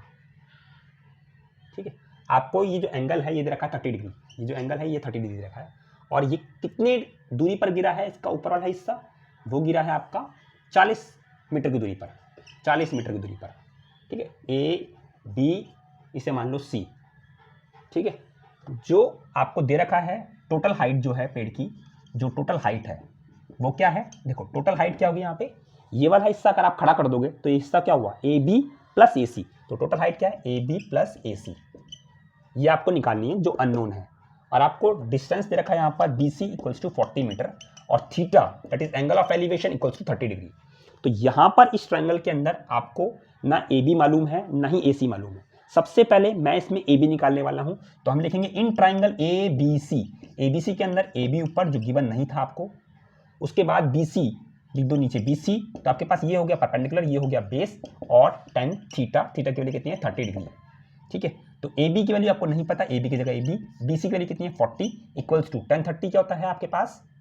1/√3। तो ए बी की वैल्यू आपके पास आई 40/√3 मीटर। ये आपके पास आया ए बी। हमें ए बी नहीं चाहिए, हमें तो टोटल हाइट चाहिए। तो अब ए सी निकालते हैं हम लोग। तो ए सी निकालने के लिए यही ट्रायंगल लेंगे हम, इन ट्रायंगल ए बी सी।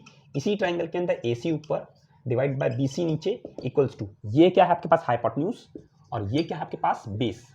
ठीक है, तो ए सी अपॉन बी सी, मतलब ए सी अपॉन बी सी। ए सी की वैल्यू मालूम नहीं है, बी सी की वैल्यू 40 है।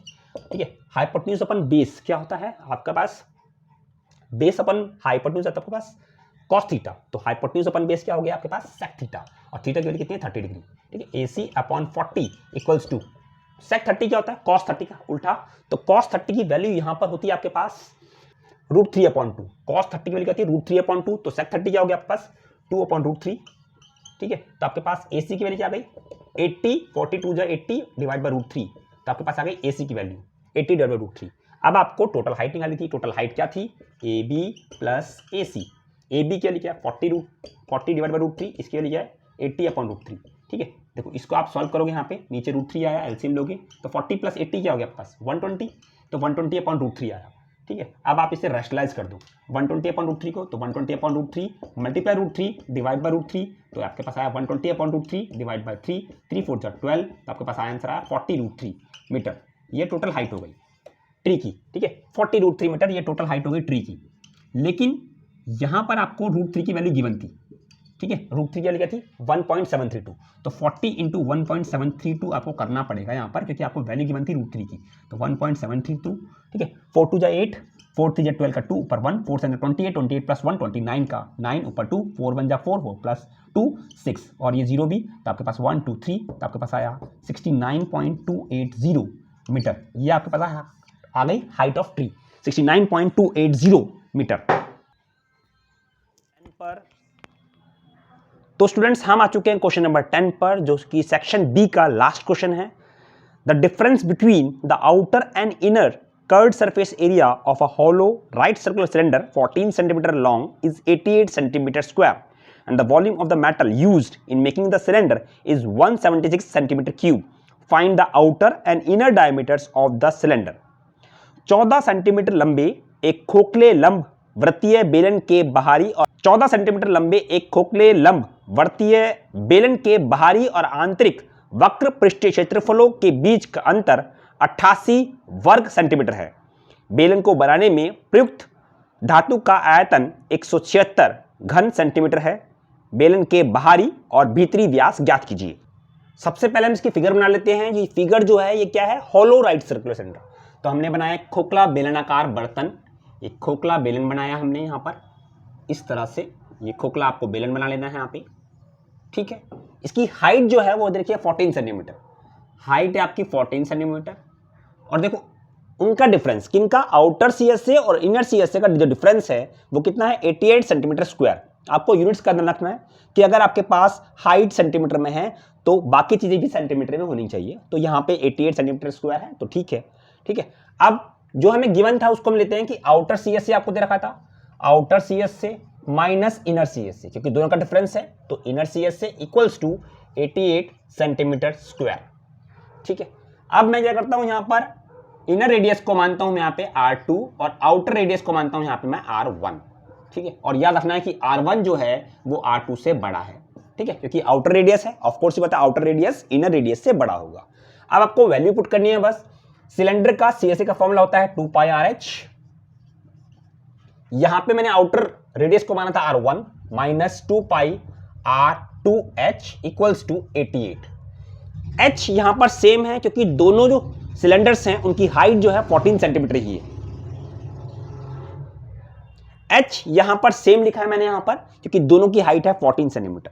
अब यहां पर क्या करना है, जैसे 2πh कॉमन ले लो आप, अंदर आएगा R1 minus R2 equals to 88, then 2 multiply 22/7 into height of the cylinder is 14 bracket R1 minus R2 equals to 88।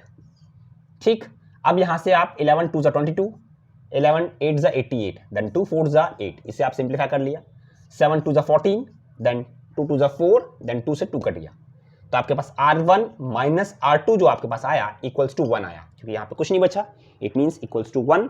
तो R1 इक्वल्स टू आ गया आपके पास 1 प्लस R2। R1 की वैल्यू क्या आ गई 1 प्लस R2। ठीक है, तो हमारे पास ये स्टेटमेंट आ गई कि R1 जो है वो 1 प्लस R2 के इक्वल है। इसको हम इक्वेशन नंबर 1 लेट कर लेते हैं। ठीक है, the volume of the metal used in cylinder is 176 centimetre cube. जो मेटल जो धातु से सिलेंडर बनाया गया है वो धातु का आयतन जो है वो कितना है 176 सेंटीमीटर क्यूब। ठीक है, ये दे रखा है आपको। अब ये खोखला बेलन था, ये आपका होलो सिलेंडर था, तो इसमें वॉल्यूम क्या होगा, outer volume minus inner volume होगा। ठीक है ना, टोटल वॉल्यूम जो आएगा वो कैसे आएगा, outer volume minus inner volume, क्योंकि वहीं पे तो आपकी धातु लगी है, वहीं पे तो मेटल लगा है, और ये आपको दे रखा है कितना है 176 सेंटीमीटर क्यूब। याद रखना यूनिट सेम होनी चाहिए। फिर वॉल्यूम का फॉर्मूला πr² माइनस πr²। दोबारा यहां पे आउटर रेडियस को R1 और इनर रेडियस को हम R2 मान लेंगे। 176 इक्वल्स टू पाई कॉमन ले लिया, यहाँ पे h कॉमन ले लिया, अंदर आया R1 का स्क्वायर माइनस R2 का स्क्वायर। ठीक है, 176 इक्वल्स टू पाई के लिए 22/7 h height of the cylinder 14, r1 का स्क्वायर माइनस r2 का स्क्वायर, ठीक है। अब 7 2 14, ठीक है। 11 के टेबल से काट सकते हैं इसे, 11 2 22, 11 1 11, 11 6 66, देन 2 8 16, देन 2 4 8। तो आपके पास जो 4 इक्वल्स टू आया हुआ है r1 का स्क्वायर माइनस r2 का स्क्वायर, ये आपके पास आया इक्वेशन नंबर 2, ठीक है। इसे आप लिखना चाहो तो इसे इस तरह से लिख सकते हो कि r1 plus r2 bracket close, r1 minus r2 equals to 4। Formula a square minus B square, एक बार प्लस में एक बार माइनस में, a plus B a minus B, ठीक है। अब आपको देखो a1 r1 प्लस r2 की वैल्यू पता नहीं है, लेकिन r1 माइनस r2 के लिए पता क्या है, 1 इक्वल्स टू 4। तो r1 plus r2 equals to क्या हो गया, 4/1, तो ये 4 हो गया वैल्यू, ठीक है। तो r1 की वैल्यू यहां पे क्या आ गई, r1 की वैल्यू हो गई आपके पास 4 माइनस r2, ठीक है। अब दोनों को हम लोग इक्वेट करते हैं, ये भी r1 है ये भी r1 है, ठीक है। एक आपके पास वैल्यू है 1 plus r2 equals to r1, ठीक है। दूसरी वैल्यू है 4 minus r2 equals to r1, ठीक है। यहां पे देखो दोनों क्वेश्चन को ऐड करने पर ये कट जाता है, r2 प्लस r2, एक प्लस का माइनस से कट जाएगा, 4 प्लस 1 5 इक्वल्स टू 2r1, ठीक है। तो r1 के लिए क्या आ गई 5/2, 5/2 मीन्स 2.5, तो r1 के लिए क्या आ गई 2.5। अब ये 2.5 वैल्यू आप यहां पुट कर दो, ठीक है, तो आपके पास r2 निकल जाएगा, ठीक है। देखो यहां पे वैल्यू पुट करता हूं मैं, r1 के लिए 2.5, ठीक है, -1, ये 1 इधर चला जाएगा, -1 इक्वल्स टू r2, तो आपके पास वैल्यू आ गई 1.5 equals to r2। Of course ये बात है r2 छोटा होगा r1 से, तो r1 के लिए हो गई 2.5 और r2 के लिए हो गई 1.5। You have to find the outer and inner diameter, आपको रेडियस नहीं डायमीटर चाहिए था, वो भी इनर और आउटर का। तो आप क्या कर सकते हो यहां पर इनर डायमीटर, जो इनर डायमीटर है, इनर डायमीटर को लिख दिया मैंने इनर d2, ठीक है। तो इनर डायमीटर मतलब इनर रेडियस से आएगा, इनर रेडियस कितना था 1.5 का double 3 centimetre. Then outer diameter क्या है आपके पास d1, तो d1 किससे आएगा r1 से, और r1 की वैल्यू क्या थी 2.5 का डबल कर दो कितना आएगा 5 सेंटीमीटर। तो ये आपके पास आ गया इनर डायमीटर और आउटर डायमीटर। इस तरह से आपको ये पूरा क्वेश्चन जो है वो सिंप्लीफाई करना है स्टेप बाय स्टेप, बस कैलकुलेशन का ध्यान रखना है। कैलकुलेशन अगर हल्की सी मिस्टेक होती है तो आपका आंसर जो है गलत निकल सकता है, कैलकुलेशन का ध्यान रखना है। और थोड़ा आपको जो क्वेश्चन में गिवन होगी लैंग्वेज, वो थोड़ा सा ध्यान रखना है कि कहां पर आपके पास हाइट सेम है या रेडियस सेम है, उस तरह से ही आपको ये क्वेश्चन जो है वो करना है। तो स्टूडेंट्स हम आ चुके हैं क्वेश्चन नंबर 11 पर। क्वेश्चन नंबर 11 है क्या, two tangents PA and PB are drawn to a circle with centre O from an external point P, prove that angle APB is double of angle OAB। केंद्र O वाले वृत्त पर एक बाह्य बिंदु P से दो स्पर्श रेखाएं PA और PB खींची गई है, सिद्ध कीजिए कि एंगल कोण APB बराबर होगा दुगना किसके, एंगल OAB के।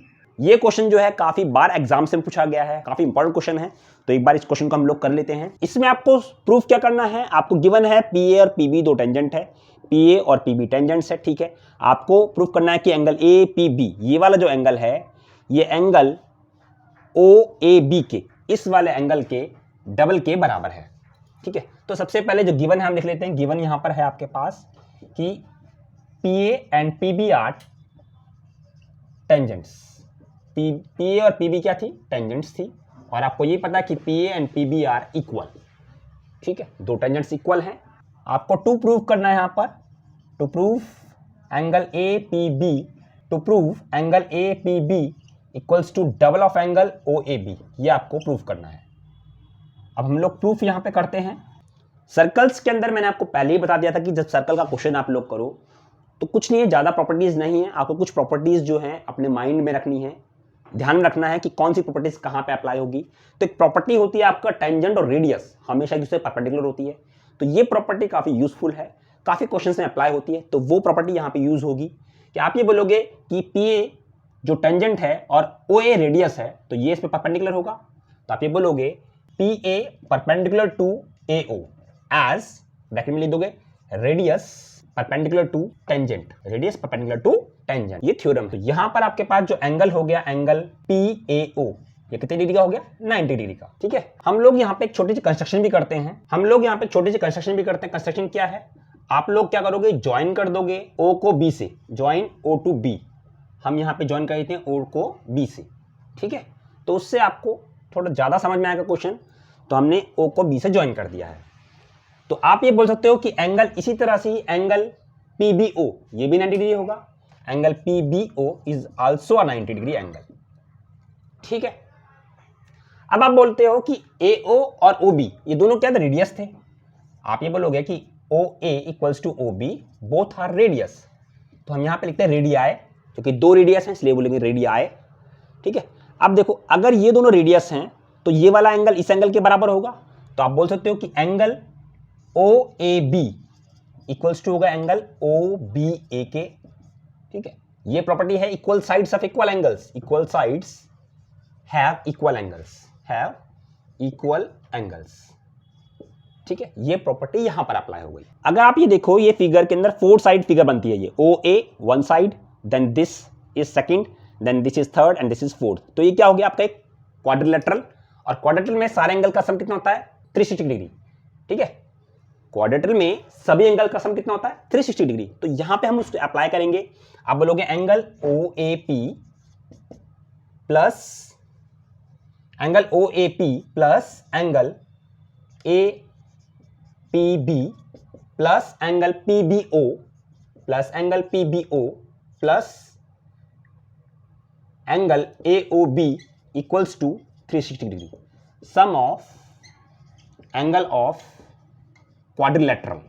अब OAP आपको पता था 90 डिग्री है। ये OAP या PA और क्या है 90 डिग्री। देन APB ये आपको नहीं मालूम, तो AP की जगह मैं APB लिख देता हूं। APB प्लस PBO कितना था, 90 डिग्री लिखा है आपने 90 डिग्री, प्लस AOB तो ये भी नहीं मालूम आपको। ठीक है, इक्वल्स टू 360 डिग्री। तो 90 प्लस 90 देखो, 90 प्लस 90 करो कितना आएगा, 180 plus angle APB plus angle AOB equals to 360 degree. तो angle APB plus angle AOB equals to 360 minus 180। 360 minus 180 कितना होता है, 180 डिग्री। मतलब इन दोनों का एंगल सम कितना है, 180 डिग्री है। उसके बाद आप ये देखो, ये ट्राइंगल है आपके पास AOB ट्राइंगल। तो आप लिख लो यहां पर इन ट्राइंगल AOB ट्राइंगल के अंदर angle AOB plus OBA plus angle OBA plus angle OAB equals to 180 degree. Sum of angle of triangle. ठीक है, यहां प्रॉपर्टी लगा दी हमने, sum of angle of triangle, sum of all 3 angles of triangle equals to 180 degree. ये property हमने यहां पर अप्लाई कर उसके बाद आपको क्या करना है, यहां पे AOB प्लस OBA ये वाला एंगल और ये वाला एंगल तो इक्वल ही थे। तो आप इसको लिख दो double of angle OAB equals to 180 degree. तो AOB की अगर यहां से वैल्यू निकालूं मैं, तो AOB की वैल्यू क्या आएगी, 180 minus twice of angle OAB। ये आ गया आपके पास AOB की वैल्यू। तो यहां पर मैं पुट करता हूं AOB की value, angle APB plus 180 minus twice of angle OAB equals to 180 degree. देखो ये 180 से 180 कैंसिल हो गया। तो यहां से आपके पास निकला कि angle APB equals to twice of angle OAB। ये हो गया हमारा प्रूव्ड। ठीक है, आ गया ना, angle APB equals to twice of angle OAB। तो इसी तरह से आपको करना है। काफी सिंपल क्राइटेरिया जो मैंने यहाँ पे यूज किया है। ठीक है, सिर्फ 3 थ्योरम्स का हमने यहाँ पे यूज किया है। पहली थ्योरम की रेडियस और टेंजेंट हमेशा एक दूसरे के परपेंडिकुलर होती है। दूसरी प्रॉपर्टी मैंने यहाँ पे यूज की है कि sum of all angles of a quadrilateral equals to 360 degree. Third property मैंने यूज की है all the sum of all the angles of a triangle equals to 180 degree. ये 3 प्रॉपर्टीज मैंने यहाँ पे यूज की है और मैंने आपका ये पूरा जो क्वेश्चन है यहाँ पे सॉल्व कर दिया है। नेक्स्ट जो क्वेश्चन है वो है आपका चॉइस में क्वेश्चन। तो मैंने इसको यहां पर भी सॉल्व किया है। Prove that the parallelogram circumscribing a circle is a rhombus. सिद्ध कीजिए कि एक वृत्त के परिगत बना समांतर चतुर्भुज एक समचतुर्भुज होता है। आपको एक पैरेललोग्राम दे रखा है जो कि सर्कमस्क्राइब सर्कल के है। आपको एक रोम्बस प्रूव करना है कि वो पैरेललोग्राम एक रोम्बस भी है। तो लेट्स स्टार्ट। सबसे पहले हम एक फिगर बना लेते हैं कि आपको बोल रखा था एक पैरेललोग्राम, तो एक सर्कल के सर्कमस्क्राइब है पैरेललोग्राम। इस तरह से हमने फिगर बना ली यहाँ पर। ये हो गया आपकी फिगर। हम इसका नाम देते हैं A, then B, then C, then D. ठीक है, इनका पॉइंट ऑफ कॉन्टेक्ट मान लिया मैंने P, Q, then R, then S. ठीक है, तो हम यहाँ पे गिवन लिख लेते हैं कि आपको गिवन था कि A B C D is a parallelogram, is a parallelogram. A B C D एक समांतर चतुर्भुज है, एक पैरेललोग्राम है। और बाकी चीज भी लिख लेते हैं हम लोग। P comma Q comma R and S are points of contact, are points of contact हमने लिख लिया यहाँ पर। ठीक है, हमें यहाँ पे प्रूफ करना है, टू प्रूफ लिख देते हैं यहाँ पे। क्या प्रूफ करना है हमें यहाँ पे? To prove ABCD is a rhombus. हमें प्रूफ करना है ABCD is a rhombus. Parallelogram में अपोजिट साइड जो होती है वो पैरेलल भी होती है और इक्वल भी होती है। मतलब AB जो है वो CD के इक्वल भी है और पैरेलल भी है। ऐसे ही AD जो है वो BC के पैरेलल भी है और इक्वल भी है। तो यहाँ पे गिवन में आप लिख सकते हो कि AB जो है वो आपके पास CD के इक्वल भी है, पैरेलल भी है। और इसी तरह से आप लिख सकते हो यहाँ पर कि AD जो है वो BC के पैरेलल भी है और इक्वल भी है। ठीक है, अब यहाँ पे हमें प्रूफ करना था कि एक रोम्बस है। तो रोम्बस के लिए हम लोग क्या करते हैं? प्रूफ। हम यहाँ शुरू करते हैं प्रूफ।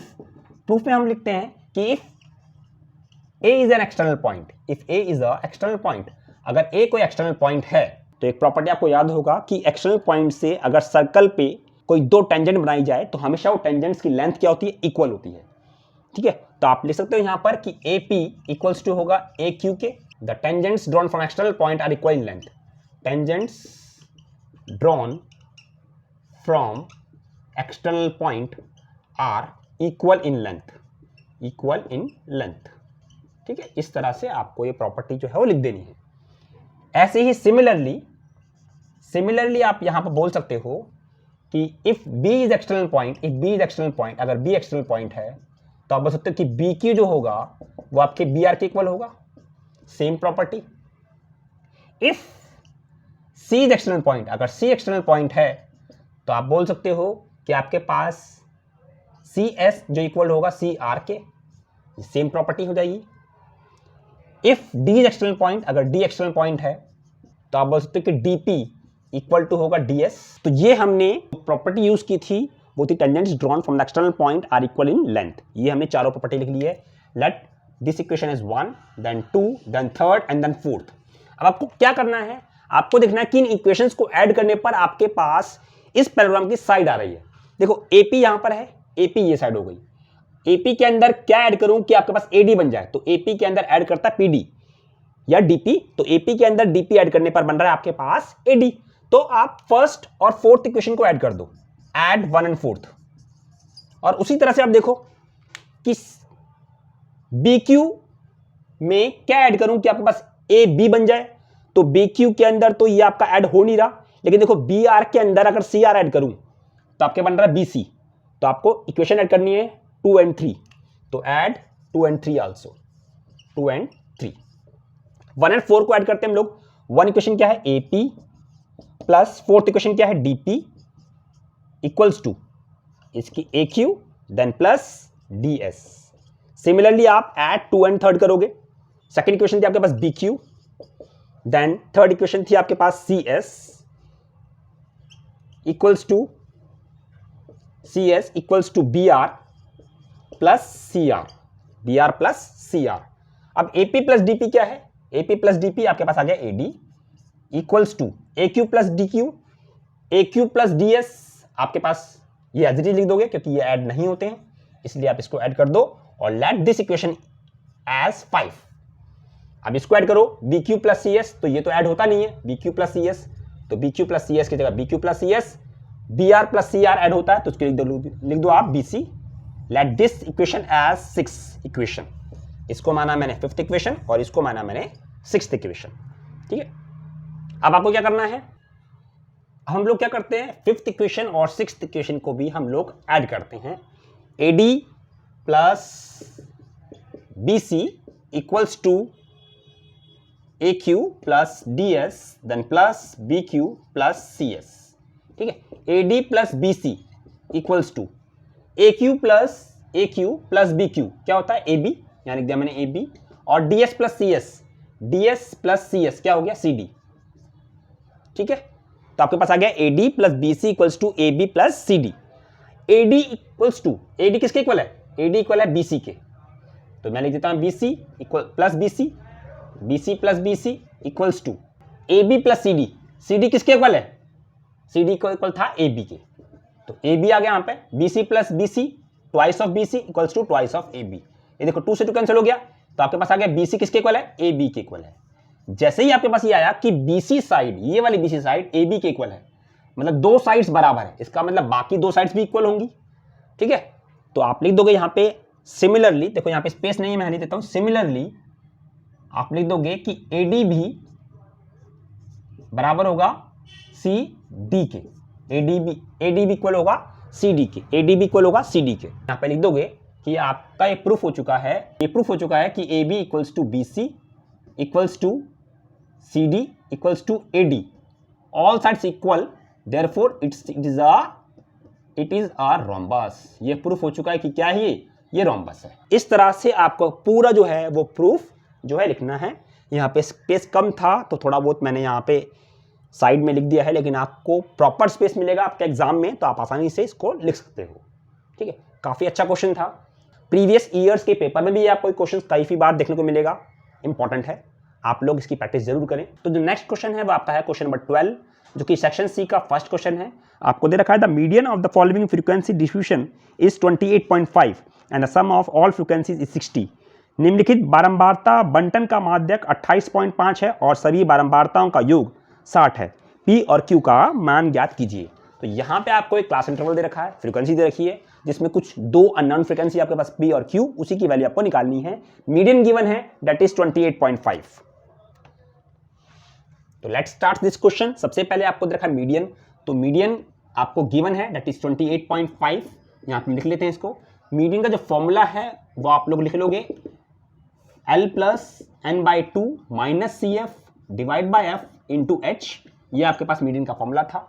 मीडियन के लिए 28.5 आप पुट कर देते हो। अब यहाँ से लोअर लिमिट आएगी कहाँ से? अब देखो मीडियन आपको गिवन था 28.5, तो 28.5 किस क्लास इंटरवल के बीच में लाई करता है? तो 20 और 30 के बीच में लाई करता है। तो यहाँ पर इसको आप कंसीडर करोगे। उससे पहले मैं यहाँ निकालता हूँ CF क्या आएगा आपके पास? CF आएगा आपके पास, पहली वाली 5 है तो 5 as it is, then 5 plus P, तो आपके पास आएगा 5 plus P, then 5 plus P plus 20, तो आपके पास आएगा 25 प्लस P, देन 25 प्लस 15, तो आपका आएगा 40 plus P, 40 plus P plus Q आ जाएगा, 40 प्लस P प्लस Q आ जाएगा, then 45 plus P plus Q आ जाएगा। लास्ट फ्रीक्वेंसी जो है आपके पास क्यूमुलेटिव फ्रीक्वेंसी वो, और टोटल आपको समझ रखा है 60। ठीक है, तो 28.5 हो गया मीडियन। L के लिए लोअर लिमिट आपके पास क्या होगा? ये दैट इज 20, तो आप लिखोगे यहाँ पे 20 प्लस n/2। n क्या आपके पास? सम ऑफ फ्रीक्वेंसी दैट इज 60, तो n/2 क्या हो गया? n/2 हो गया 30D। ठीक है, तो यहाँ पे n/2 की वैल्यू 30 माइनस CF कौन सा लेना है? ऊपर वाला, तो ये हो गया 5 प्लस P, इसे मैं ब्रैकेट में डाल लेता हूँ क्योंकि उससे पहले माइनस था इसलिए, डिवाइड बाय F क्या है आपके पास? 20। ठीक है, bracket close into height of the interval कितना है? 10, तो यहाँ लिख देता हूँ मैं 10। अब देखो ये 10 से ये आपका 20 कट जाएगा, 2 आ जाएगा, तो 28.5 माइनस 20 आ गया equals to, bracket close, bracket open करता हूं यहाँ पे, 30 minus 5 plus minus minus P divide by 2, नीचे 2 भी है, 28.5 माइनस 20 करूंगा मैं तो यहाँ पे आएगा 8.5 इक्वल्स टू 30 माइनस 5 हो गया 25 माइनस P डिवाइड बाय 2। अब 8.5 मल्टीप्लाई 2 करूंगा तो आपके पास आ जाएगा 17। ठीक है, क्योंकि 2 8 16 होता है, तो आपके पास हो गया 17 इक्वल्स टू 25 माइनस P। तो आपके पास P निकालूंगा तो P नेगेटिव हो जाएगा, पॉजिटिव हो जाएगा, तो 25 माइनस 17 करूंगा तो यहाँ पर आपके पास आ जाएगा 8। तो P की वैल्यू आ चुकी है 8। अब आपको निकालना है Q की वैल्यू। अब Q की वैल्यू कहाँ से आएगी? देखो मैंने आपको पहले ही कहा था कि जो सम होता है वो लास्ट क्यूमुलेटिव फ्रीक्वेंसी इक्वल होता है, तो यहाँ से आपके इक्वेशन आ जाएगी कि 45 plus P plus Q equals to 60। ठीक है, तो P plus Q equals to 60 minus 45, तो P plus Q equals to आपके पास आया 15। ठीक है, P की वैल्यू क्या है? 8, यहाँ P के लिए 8 पुट करो, 8 प्लस Q इक्वल्स टू 15, तो Q इक्वल्स टू हो गया 15 माइनस 8, 15 माइनस 8 क्या होता है? 7, तो आपके पास Q की वैल्यू आ चुकी है 7। Q की वैल्यू आपके पास क्या आ गई? 7। अगर आप यहां डालो, अगर यहां पे इसकी वैल्यू डालते हो P और Q की, तो देखो 60 आना चाहिए। 45 प्लस 8 प्लस 7, 8 + 7 15, 15 + 45 60 आ रहा है ना। इसका मतलब एग्जैक्ट आपके पास P और Q की वैल्यू बिल्कुल सही है। तो ये आपका आंसर हो गया, जो कि अननोन फ्रीक्वेंसी थी आपके पास 8 और 7। इस तरह से आपको पूरा जो क्वेश्चन है वो करना है। तो हम आ चुके हैं क्वेश्चन नंबर 13 पर, जो कि सेक्शन सी का सेकंड लास्ट क्वेश्चन है। ये एप्लीकेशन ऑफ ट्रिग्नोमेट्री पर बेस्ड है। Mohan and Sohan went on a vacation to a seaside. They spotted an island at a certain distance from the seashore. The two friends planned to stand at a distance of 50 meters from each other, such that the angle of elevation from Mohan to the island is 30 degrees, while that of Sohan is 45 degrees, as shown in the figure above. Take root 2 equals to 1.414 and root 3 equals to 1.732. एक बार इस question को हम लोग हिंदी में पढ़ लेते हैं। मोहन और सोहन छुट्टी पर समुद्र के किनारे गए। उन्होंने समुद्र के किनारे एक निश्चित दूरी पर एक द्वीप देखा। दोनों ने एक दूसरे से 50 मीटर की दूरी पर खड़े होने की योजना बनाई, ताकि मोहन से द्वीप का उन्नयन कोण 30 डिग्री हो और सोहन से 45 डिग्री हो, जैसा कि नीचे चित्र में दर्शाया गया है। मोहन और सोहन को मिलाने वाली रेखा से द्वीप की लंबवत दूरी क्या होगी? What is the approximate distance of the island from the joining line Mohan and Sohan, and what's the distance of the island from Mohan from the point where he is standing? Mohan जिस स्थान पर खड़ा है उससे द्वीप की दूरी कितनी है, आपको ये निकालना है। क्वेश्चन करते हैं। तो मोहन और सोहन जो थे वो सी साइड, एक समुद्र तट पर जाते हैं वेकेशन के दौरान। वो एक आइलैंड को देखते हैं सी शोर से। दोनों दोस्त जो हैं कुछ दूरी पर खड़े हैं, 50 मीटर की दूरी पर, एक दूसरे से 50 मीटर की दूरी पर खड़े हैं। मतलब एक यहाँ खड़ा है, कुछ दूसरा यहाँ खड़ा है।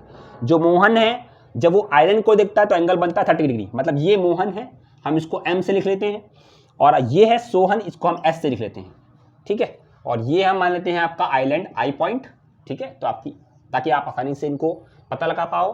और ये मान लेते हैं हम लोग आपका C पॉइंट, ठीक। अब आपको यहां पर क्या करना है, आपको यहां निकालना था कि मोहन और सोहन को मिलाने वाली जो लाइन है उस रेखा से द्वीप से जो लंबवत दूरी है वो कितनी होगी। मतलब आपको ये डिस्टेंस निकालना है। एक तो ये आपको निकालना है CI, और दूसरा आपको निकालना है कि मोहन जहां पर खड़ा है उससे आइलैंड कितनी दूरी पर है, आपको ये निकालना है। एक आपको निकालना है CI और एक आपको निकालना है MI, ठीक है। तो हम पहले निकालते, एक आपको CI निकालना है और दूसरा आपको निकालना है MI, ठीक है। ये दो चीजें आपको निकालनी है। गिवन क्या क्या है आपको पता है, यहाँ पे MS पता है, जो है आपके पास 50 मीटर। यहाँ लिख दोगे आप कि distance between Mohan and Sohan, ठीक है। और जो आइलैंड है आपका, I stands for island, I जो है यहाँ पे आइलैंड है आपका। और एंगल ऑफ एलिवेशन आपको देखा 30 degree and second is 45 degree. करते हैं, इसमें आपको जो गिवन था वो सब गिवन है। यहाँ पे MS 50 है, I स्टैंड्स फॉर आइलैंड, और थीटा आपको गिवन है 30 डिग्री एंड 45 डिग्री, ठीक है। हमने यहाँ पे इसको x माना तो ये वैल्यू हो गई 50 - x। तो अब हम ये ट्रायंगल लेते हैं, इन ट्रायंगल हम लेते हैं MCI या MIC ट्रायंगल हम लेते हैं। तो इस ट्रायंगल के अंदर आपको निकालना है हाइट, तो IC ऊपर डिवाइड बाय MC नीचे, तो ये हो जाएगा पास perpendicular upon base equals to tan of theta, ठीक है। तो IC की वैल्यू जो है वो h है और MC की वैल्यू x है, equals to tan of 30। tan 30 की वैल्यू क्या होती है आपके पास, tan 30 की वैल्यू 1/√3। तो h की वैल्यू के पास x/√3 मीटर। यहाँ से आप या तो x निकालो या h निकालो, हमें निकालना है हाइट। तो मैं यहाँ से ना x की वैल्यू इक्वेट करता हूँ, तो x की वैल्यू आपके पास आ गई h√3, ठीक है। x की वैल्यू आ गई h√3। इसको इक्वेशन नंबर 1 मान लेता हूँ। इन ट्राइंगल, अब दूसरा ट्राइंगल हम ये लेते हैं, इन ट्राइंगल ICS ट्राइंगल के अंदर IC ऊपर CS नीचे, perpendicular upon base equals to tan of theta. IC की वैल्यू क्या है h, CS की वैल्यू क्या है 50 - x इक्वल्स टू 45 क्या होता है 1। तो h इक्वल्स टू क्या 50 - x।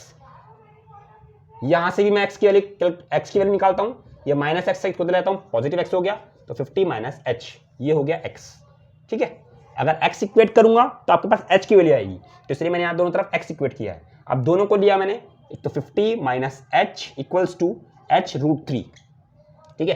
तो यहां के पास थी वैल्यू ये, यहां पे 50 इक्वल्स टू इस h को इधर ले जाओ, h√3 प्लस h, यहां से h कॉमन लिया आपने, आपके पास आया √3 + 1 इक्वल्स टू 50 ठीक है, h निकालना आपको आया 50 डिवाइड बाय √3 प्लस h। अब इसे आप रेशनलाइज कर दो, 1 को मल्टीप्लाई करेंगे √3 - 1 से डिवाइड बाय √3 - 1 से, तो आपके पास आया 50 इंटू में √3 - 1 divided by a plus B minus B, a का स्क्वायर माइनस b का स्क्वायर। ठीक है, तो यहां पर ये आया हमारे पास, तो यहां पर हम लिख लेते हैं इसको कि 50 इंटू में √3 - 1 डिवाइड बाय a का स्क्वायर माइनस b का स्क्वायर, √3 का स्क्वायर 3 और -1 का स्क्वायर 1, तो 3 - 1 क्या हो गया 2, इसे काट दो आपके पास आया 25 इंटू √3 - 1 आया।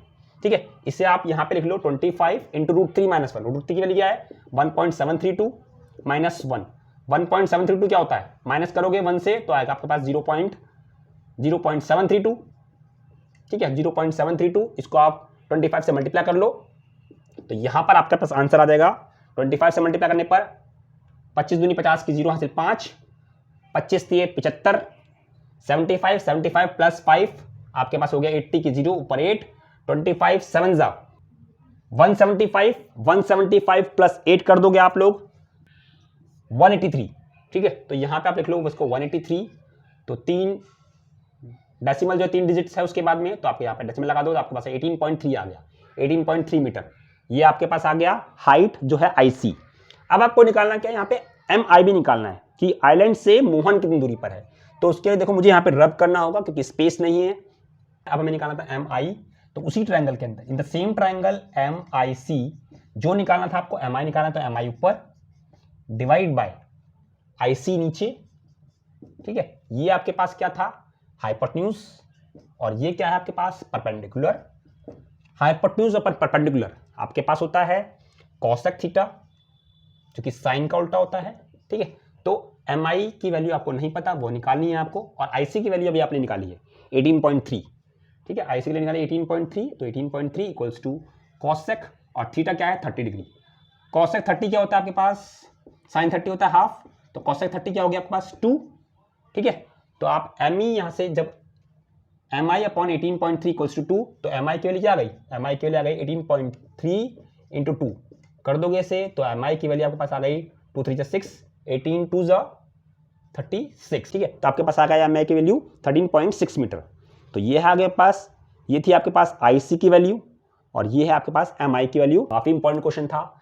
आपको इस क्वेश्चन में फिगर अगर आपको पेपर में दे रखी है तभी भी आपको फिगर एक बार प्लॉट जरूर करनी है, और उसके बाद में इस क्वेश्चन को अटेम्प्ट करना है। हम आ चुके हैं सेक्शन सी के लास्ट क्वेश्चन पर, जो काफी इंपॉर्टेंट है, काफी बड़ा क्वेश्चन था ये।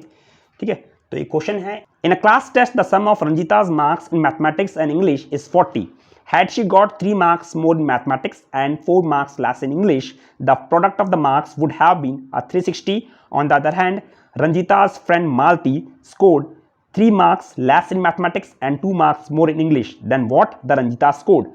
Based on this information, answer the following questions. How much did Ranjita scored in mathematics, and find the sum of Malti's marks in both the subjects.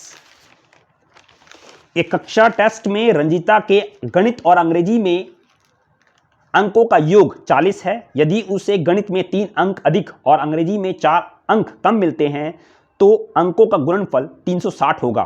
दूसरी ओर रंजीता की मित्र मालती ने गणित में रंजीता से 3 अंक कम और अंग्रेजी में रंजीता से 2 अंक अधिक प्राप्त किए हैं। इस जानकारी के आधार पर निम्नलिखित प्रश्नों के उत्तर दीजिए कि रंजीता के मैथ्स में कितने नंबर आए हैं और मालती के दोनों विषयों में मिलाकर दोनों विषयों के अंकों का योग कितना है। Let's start this question. एक क्लास टेस्ट में रंजीता के मार्क्स मैथ्स और इंग्लिश में है 40, मतलब हम रंजीता की बात कर रहे हैं पहले यहाँ पे हम, तो लिख लेते हैं रंजीता के मार्क्स जो हैं वो मैथ्स के मार्क्स और इंग्लिश के मार्क्स जो हैं वो कितने हैं, मार्क्स जो हैं वो आपके हैं 40। हमें नहीं पता मैथ्स में कितने इंग्लिश में कितने हैं, तो लेट कर लेते हैं कि marks scored in maths, maths में जो मार्क्स उसने स्कोर किए हैं वो हैं x, लेट कर लेते हैं x। तो इंग्लिश में कितने मार्क्स हो गए, इंग्लिश में हो गए आपके पास 40 माइनस एक्स। अगर मैथ्स में x हैं तो इंग्लिश में कितने हो गए 40 माइनस एक्स। ठीक है, अब आगे देखो, अगर उसके मैथ्स में 3 अंक ज़्यादा आते, मैथ्स में 3 अंक जोड़ दो, x थे इसमें 3 अंक ज़्यादा आ गए, और 4 नंबर इंग्लिश में कम आते, इंग्लिश में 4 नंबर कम आते, इंग्लिश में 4 नंबर हम कम कर देते हैं, 4 अंक कम आते, तो दोनों का प्रोडक्ट कितना होता 360, दोनों का प्रोडक्ट कितना होता इक्वल्स टू 360। ये बन गई इक्वेशन इसको इक्वेशन को हम सॉल्व कर लेते हैं। तो x plus 3 equals to x plus 3 bracket close multiply 40 minus 4 क्या होता है 36 minus x equals to 360 degree 360। तो इसको मल्टीप्लाई करते हैं हम x इंटू 36, तो आपके पास आ गया 36x minus x into x, आपके पास हो गया माइनस का x का स्क्वायर प्लस 36 इंटू 3 108 माइनस का 3x इक्वल्स टू 360। ठीक, ये हो गया माइनस का x स्क्वायर 36 माइनस का 3, ये हो गया प्लस का 33x प्लस का 108 माइनस का 360 इक्वल्स टू 0। तो आपके पास हो गया माइनस का x स्क्वायर, ये हो गया प्लस का 33x 360 माइनस 108 करोगे तो आपके पास आया माइनस का आएगा, आपके पास आया 2 5 और यहां पे आया 3 में से बन गया 2 252 इक्वल्स टू 0। अब आप इस इक्वेशन को पूरा जो है माइनस से डिवाइड कर दो तो आपके पास इक्वेशन आ जाएगी एक्स स्क्वायर माइनस का 33x प्लस का 252 इक्वल्स टू, ये आपके पास क्वाड्रेटिक इक्वेशन है। इसको आप फैक्टराइजेशन मेथड से सॉल्व कर सकते हो। ठीक है, तो हम सिंप्लीफाई करते हैं। यहां पर हम x square minus 33x plus का 252 इक्वल्स टू 0। 252 के फैक्टर बनाते हैं हम लोग। यहां पर 252 के फैक्टर बना लो आप लोग। 2 1 जा 2, 2 2 जा 4, 2 6 जा 12, 2 6 जा 12, 2 3 जा 6। ठीक है, 3 2 जा 6, 3 1 जा 3, 3 7 जा 21 और 7 1 जा 7। आपको बनाना है 33। ठीक है, देखो 2 2 जा 4, 4 3 जा 12, 12 और 21, 12 और 21 33 होता है। तो आपके पास फैक्टर हो गया 21 और 12। तो यहां पे लिखा मैंने माइनस का 21x और माइनस का 12x प्लस का 252 इक्वल्स टू 0। इन दोनों से कॉमन किया, x कॉमन, अंदर आ गया x माइनस 21। इन दोनों से कॉमन किया 12 कॉमन, अंदर आ गया x माइनस 21 इक्वल्स टू 0। तो एक फैक्टर के पास आ गया x माइनस 21 और दूसरा फैक्टर आपके पास x माइनस 12 इक्वल्स टू 0। तो x इक्वल्स टू 21 आ गया और एक आपके पास आ गया x इक्वल्स टू 12। तो आपके पास दोनों नंबर जो है पॉजिटिव है। अगर उसके मैथ्स में मार्क्स जो हैं वो 21 आए हैं, ठीक है, तो इंग्लिश में कितने होंगे? उसके इंग्लिश में होंगे 40 माइनस 21 दैट इज 19। कितने होंगे इंग्लिश में? 19 मार्क्स। इफ अगर उसके 21 मार्क्स थे अगर मैथ्स के अंदर, तो इफ अगर उसके मार्क्स थे मैथ्स में 12 तो इंग्लिश में थे उसके 40 माइनस 12। 40 माइनस 12 हो गया आपके पास 28। उसके इंग्लिश में कितने मार्क्स थे? 28। ठीक है, तो दोनों कंडीशंस यहां पर हो सकती है। अगर मैथ्स में 21 है तो इंग्लिश में 19 और मैथ्स में 12 है तो इंग्लिश में 28। अब ये तो हो गया हमारा फर्स्ट पार्ट। एक और यहां पार्ट दे रखा है कि रंजीता की फ्रेंड का, मालती का, तो उसी भी हम करने वाले हैं। उसके लिए मुझे यहां पर रब करना होगा। तो अब हम करने वाले हैं इसका सेकंड पार्ट। जो सेकंड पार्ट है वो इसी पर बेस्ड है। उसके लिए हमने यहां पे जो इसका फर्स्ट पार्ट था रंजीता का, वो हमने सारे मार्क्स लिख लिए हैं कि मैथ्स में उसके 12 थे और इंग्लिश में 28 होंगे। अगर मैथ्स में 21 तो इंग्लिश में 19 होंगे। तो उसी के हिसाब से हम लोग इसका सेकंड पार्ट जो है, सेकंड सेक्शन जो करने वाले हैं वो मालती का है। वो हम करने वाले हैं यहाँ पर कि मालती के 3 नंबर कम आए हैं मैथमेटिक्स में। किससे? आपका रंजीता से। तो मालती का जो स्कोर हो गया मैथ्स में वो क्या हो गया? 12 में से 3 माइनस कर दो। 12 माइनस 3 कितना हो गया? 12 माइनस 3 इज 9। तो उसके 9 मार्क्स आए हैं मैथ्स के अंदर। ठीक है, और 2 मार्क्स मोर हैं उसके इंग्लिश में। इंग्लिश में उसके मार्क्स कितने आए हैं? उसके मार्क्स से 2 मार्क्स ज़्यादा। इसके 28 है तो इसके कितने हो गए? 28 प्लस 2 दैट इज 30 मार्क्स। इसके 30 मार्क्स हो गए। ठीक है, ये तो एक कंडीशन थी। दूसरी कंडीशन आप ये भी ले सकते हो, मैथ्स में जो मार्क्स आए हैं वो कितने आए हैं? रंजीता से 3 मार्क्स कम, तो 21 माइनस 3, 21 माइनस 3 कितना हो गया? 18 मार्क्स। तो उसके आए मैथ्स में 18 मार्क्स। ठीक है, और इंग्लिश में कितने आए उसके? इंग्लिश में आए उसके 2 मार्क्स ज़्यादा, मतलब उसके 19 आए थे तो 19 प्लस 2 कितना हो गया? 21 मार्क्स। इसके हो गए 21 मार्क्स। आपको निकालना था टोटल निकालना था। तो टोटल आपका जो यहाँ पे स्कोर बनता है वो बनता है 39 और यहाँ पर ये आपका स्कोर बनता है 39। मतलब दोनों तरफ, दोनों कंडीशन में इन दोनों का सम जो बनता है दोनों सब्जेक्ट्स में, मालती का वो स्कोर है 39 और आपको यही निकालना था। ठीक है, लेकिन फिर भी मैंने यहाँ पे अलग अलग सब्जेक्ट्स में अलग अलग मार्क्स निकाल दिए हैं मालती के भी, लेकिन आपका जो आंसर है वो यहीं पे खत्म आता है कि मालती के टोटल मार्क्स दोनों सब्जेक्ट्स में कितने हैं? 39। तो जो आज हमने क्वेश्चन पर सॉल्व किया है वो है प्री बोर्ड का मैथ्स का स्टैंडर्ड क्वेश्चन पर। काफ़ी अच्छे क्वेश्चन है इसके अंदर। एक एक क्वेश्चन मैंने आपके लिए बोर्ड पे किया है, लेकिन फिर भी आपको अगर कोई क्वेश्चन में प्रॉब्लम होती है तो आप कमेंट सेक्शन में लिख सकते हो। नेक्स्ट वीडियो के अंदर या तो हम उस प्रॉब्लम को डिस्कस कर लेंगे या फिर मेरे व्हाट्सएप नंबर पर भी आप उस क्वेश्चन को भेज सकते हो। मैं आपको उस क्वेश्चन की वीडियो बनाकर आसानी से समझा सकता हूं थ्रू व्हाट्सएप। ठीक है, मैं आपके लिए इतना कर सकता हूं। और आपको बाकी सब्जेक्ट्स में अगर कोई प्रॉब्लम होती है तो भी आप वही क्राइटेरिया यूज कर सकते हो जो मैंने आपको बताया व्हाट्सएप के जरिए। जो भी क्वेश्चंस आज हमने किए हैं वो सारे क्वेश्चंस काफी इंपॉर्टेंट हैं। उन क्वेश्चंस की प्रैक्टिस आपको बार बार करनी है। ठीक है, एनसीईआरटी के बाद में सबसे पहले आपको एनसीईआरटी फॉलो अप करनी है और एनसीईआरटी के बाद ही आपको ये क्वेश्चंस जो हैं वो सॉल्व करने हैं, क्योंकि ये क्वेश्चंस जो हैं थोड़े एनसीईआरटी बेस्ड है, थोड़ा हटकर है लेकिन एनसीईआरटी बेस्ड ही हैं। आने वाले टाइम में हम लोग और क्वेश्चन पर सॉल्व करने वाले हैं। टाइम तो वैसे कम बचा है लेकिन मैं कोशिश करूंगा कि और क्वेश्चन पर को डिस्कस कर पाऊं थ्रू यूट्यूब चैनल। ठीक है, अगर फिर भी अगर मैं डिस्कस नहीं कर पाता, अगर क्वेश्चंस मैं अगर वीडियो नहीं बना पाता तो आप लोग मुझे व्हाट्सएप के जरिए भी क्वेश्चंस अपने पूछ सकते हो। आज की वीडियो कैसे लगी प्लीज लाइक और सब्सक्राइब जरूर कीजिएगा और अपने फ्रेंड्स को भी, जो आपके फ्रेंड्स होंगे जो 10th क्लास में बोर्ड अपियरिंग हैं स्टूडेंट्स, उनको भी प्लीज ये वीडियो शेयर कर लीजिएगा, क्योंकि उनके लिए भी ये वीडियो काफी इंपॉर्टेंट होने वाली है। ये वीडियोस जो है व्यूज के लिए नहीं, सिर्फ और सिर्फ आपकी मेहनत के लिए बनाई गई है कि अगर आपके स्कोर्स ज्यादा आते हैं तो हम सोचेंगे कि हमारी जो मेहनत है वो सफल हो चुकी है वीडियोस बनाकर। ठीक है, आप वीडियोस को ज्यादा से ज्यादा शेयर कीजिए। आज के लिए इतना ही, मिलते हैं नेक्स्ट वीडियो में। धन्यवाद, थैंक यू।